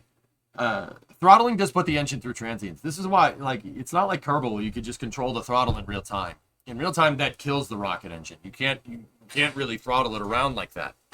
Even engines that are designed to throttle still do experience problems from time to time, especially with that tap-off cycle. It really can screw it up. From what I understand, this is based off of basically what people that I know what they're talking about have said in chat. So, I don't know. It really depends on if this failure was induced from testing the limits of New Shepard or if this was induced from just normal operations. If the failure stems from normal operations, then yeah, it really, Blue's got to take a good hard look at the data and figure out what's going on.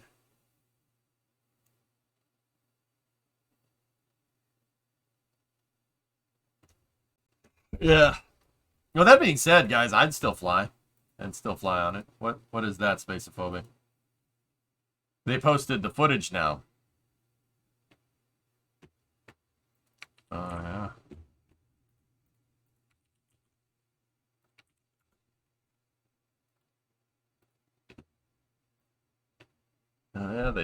Yeah, they posted the video. Good for them. You should be transparent about this. Rockets are complicated, man. They're complicated. Stuff does go wrong. And it's, even though you get companies like Blue, SpaceX, even with NASA, stuff does go wrong. It happens. This stuff, rocketry, especially in the commercial market, is still really new. It's still a really new and exciting thing. This is like the golden age of commercial spaceflight. Just like the golden age of airplanes was like the 30s and the 40s. You know what I mean? Like, we're in that phase right now. And how many planes crashed in the 30s and the 40s? How many failures have it? It happens, guys. Like, now, with that being said, as we move further and further into this golden age of spaceflight, you know, eventually that's not going to be an excuse anymore. You know what I mean? As spaceflight becomes more and more routine, where you're more and more expected to perform. You know what I'm saying? Good for them.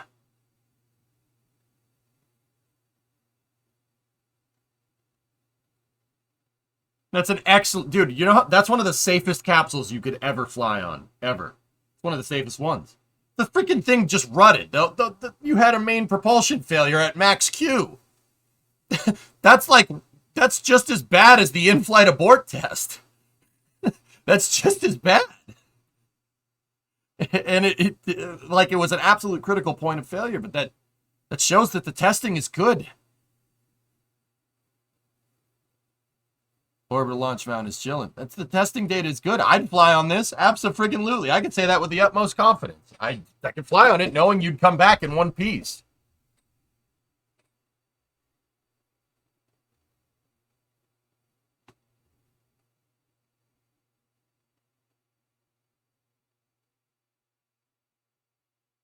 It's awesome, dude. I'm really happy that they were super transparent about it.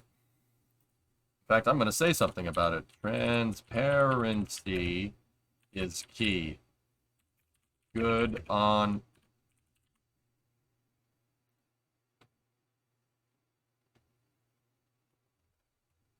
Boom. Like that, and retweet it. Put that in your pipe and smoke it. Why would they send an unmanned capsule if it wasn't a test? It had scientific experiments on board, Pop. Yeah, there was microgravity experiments. What G-force was the capsule at?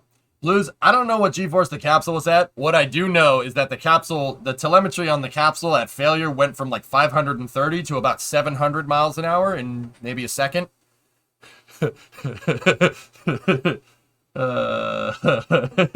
watch the telemetry, man. It goes, dude, that thing goes real quick. Here, I still have the main cast stuff. Watch this.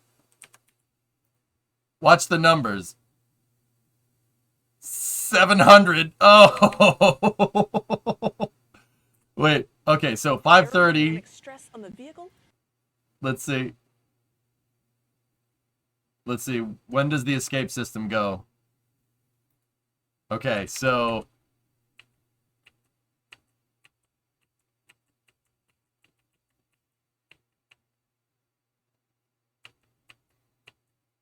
okay, so that's still. Oh yeah. Guys, you know what I noticed? I mean, it's not anything to, it's not like that big of a deal, right? I'm not going to say it's not that big of a deal. It's just something to note. Look, the miles per hour stops going up. You're not accelerating anymore. And that right there is good indication of loss of thrust. Like, we have multiple frames where it just stays around 678. And then it goes to 683 instantly.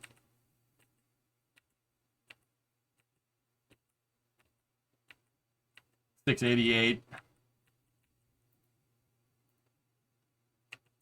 And it jumps to 700. Now keep in mind this. Oh, that's such a cool shot. I hate saying it, but it's a really cool shot. Yeah, you see it jump up over 700 for like a split second there. That thing got out of the gate pretty fast.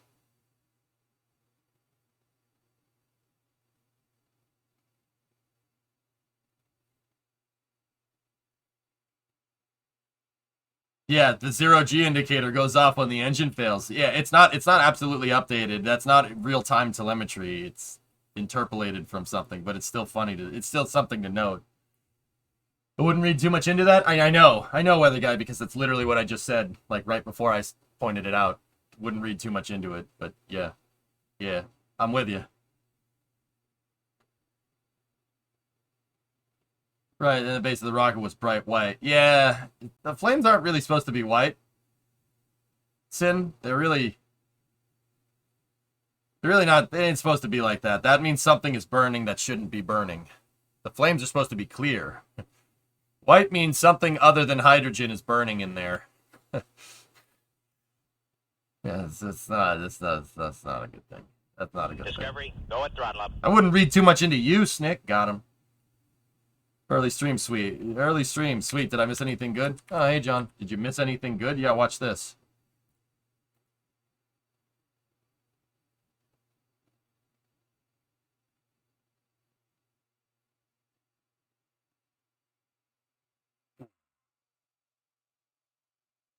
Also, the track was pretty damn good, too. That's pretty good, man.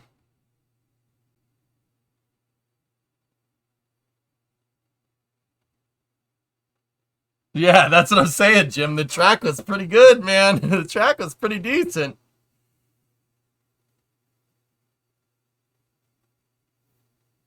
Ugh, sorry, still waking up. No, nobody was on board. I'm not yawning, I swear. I'm making faces at you, chat. Okay. Was that an automatic abort, or did someone push space? No, that was an automatic system.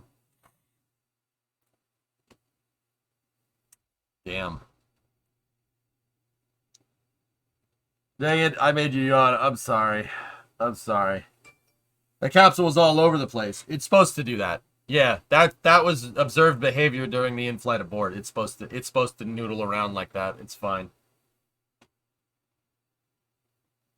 I've been here earlier, but I was watching My Cousin Vinny for the first time.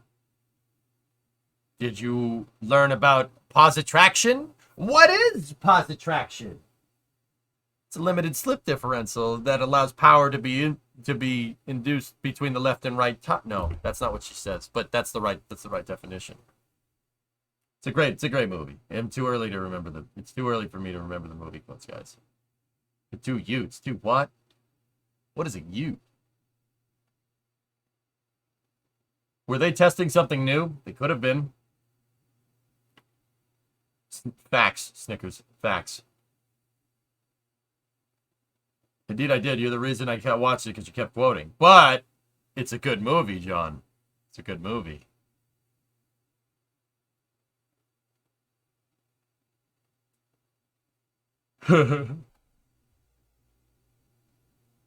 What is it? You? Oh, I'm sorry. The two youths. Definitely a great legal movie. That movie shows the legal process better than most. We have a possible static fire at Starbase today, or just event party. All right, let's go over here. Let's space and rocket review.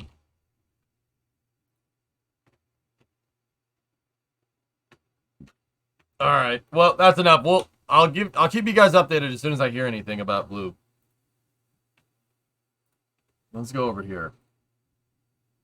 Discovery. Something to note is that I can tell you with first-hand experience that Blue takes their science missions very seriously and has a very stiff operation of the vehicle. They have to, right? You're launching people on it. It has to be that way. Even with the science missions. You test as you fly, right? The Fawcett, 38-month resub. Don't forget the valuable cooking lessons learned from the movie, too. That's right.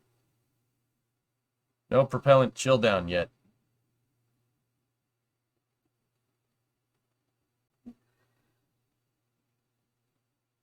So what are you doing live on Monday? I mean, aside from space. Hokey, I wanted to cover New Shepard. And then we got Firefly a little later in the day, but your boys having some trouble here.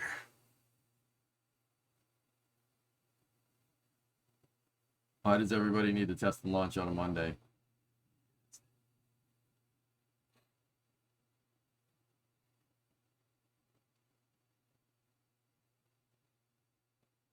Fresh pods? Yeah.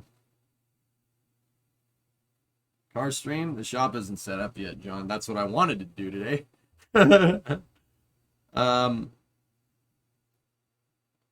Caffeine is the way. Caffeine doesn't fix hangovers necessarily, Force.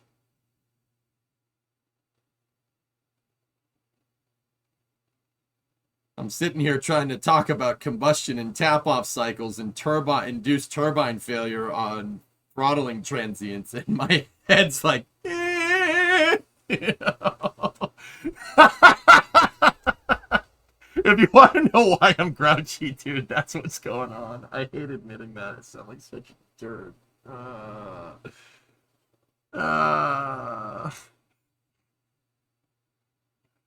Hangover, drown yourself, sorrow when the Pats lost to Miami. No, I was drunk way before that. Yeah. But also, but did they suck, dude? They sucked so bad. That was hard to watch. Switch it up to the Ganj, Jack. I can't do that stuff, man. Look at how addicting my personality is. I'm like, I have an addicting personality. Whatever I like, I really like.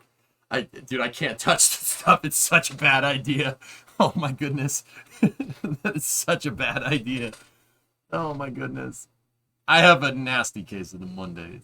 I can't touch the stuff, dude. That's such a bad call. Couldn't have been harder than the Packers game. Watching Dallas lose wasn't hard. Yeah. The Cowboys lost. I mean, but that's what everybody's expecting, you know, like. What's the latest on the government auction? I haven't checked, MP. Listen, Tranquility Base here. The Eagle What is landed. this? Tylenol fund. The Tylenol fund.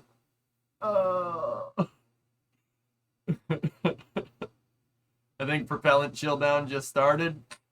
All right. We'll see what's going on here, guys. But I really should go get something to eat and lie down for a second.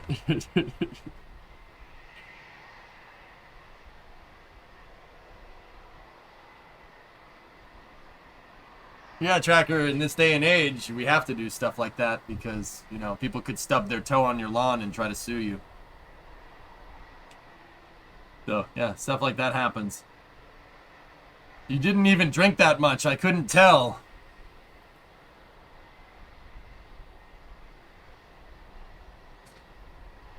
Yeah. Any F1 today? I don't know, Zixie.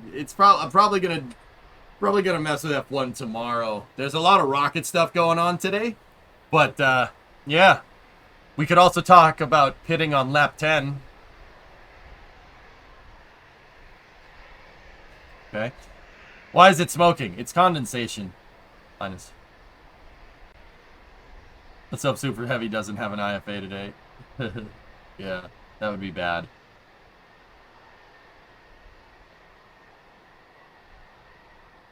You watch replay, Hunt the Streamer, I laughed so. Predominant did good with that freaking off-road vehicle. That was fun, man. I enjoyed that. I'll be back later. Got to put it together a new office desk. Okay. So what happened to that KSP? We got distracted by a rocket engine, Blue. Jason, what's up, man? I made a Hunt the Street.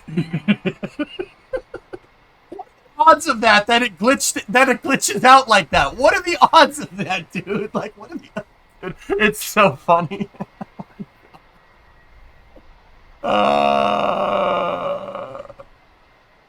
Your race is not screwed yet. Shall we screw it now? Question. Hey, do you want to drive the car hard during the corners? No, guys, please stop asking me questions. I'm trying to drive the car. I wish I was recording it. Stacking is hopefully later this week. Oh, they moved the top stack of the tower. Cool. Cool. Raptor chill line is frosty. Oh.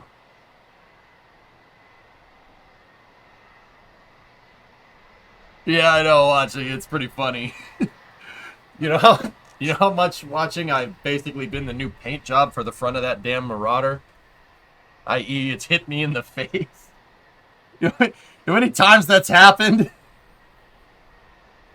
I'm intimately familiar with the front of that vehicle running me over. What is with the flex pipe? I'm not sure what that particular flex pipe does, Blues. I know that the one that's really cold is fill line or something.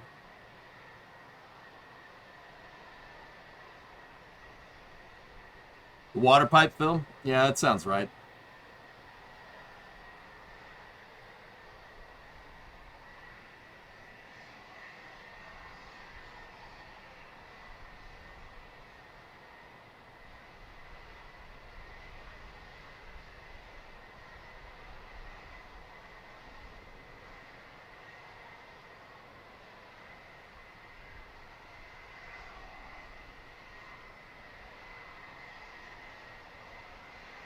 Is the launch today hidden?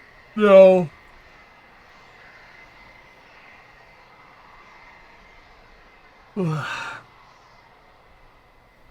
Guys, I gotta lie down. Your boy needs a rest. The coffee isn't helping. So, you know what, fellas? I'm gonna put the link to the NSF stream here, and I'll be back. I'll definitely try to be back for this, but I'll definitely be back for the Firefly launch. So, yeah, fellas, I'll see you in a little bit. I gotta chill. I wasn't expecting to stream so much today. All right. The time is Firefly. It should be in the afternoon, if I'm remembering correctly. Let's check. 6 p.m. Eastern is when it's targeting. So, hopefully we get a launch today. All right. Have a good rest. Thanks, Waz. All right. I'll be back in a little bit, guys. We'll see what's going on. EJ is beginning the chill down stage. Yeah, dude, I gotta go lie down, man. You know it's bad when my when I can't recall things out of the blue.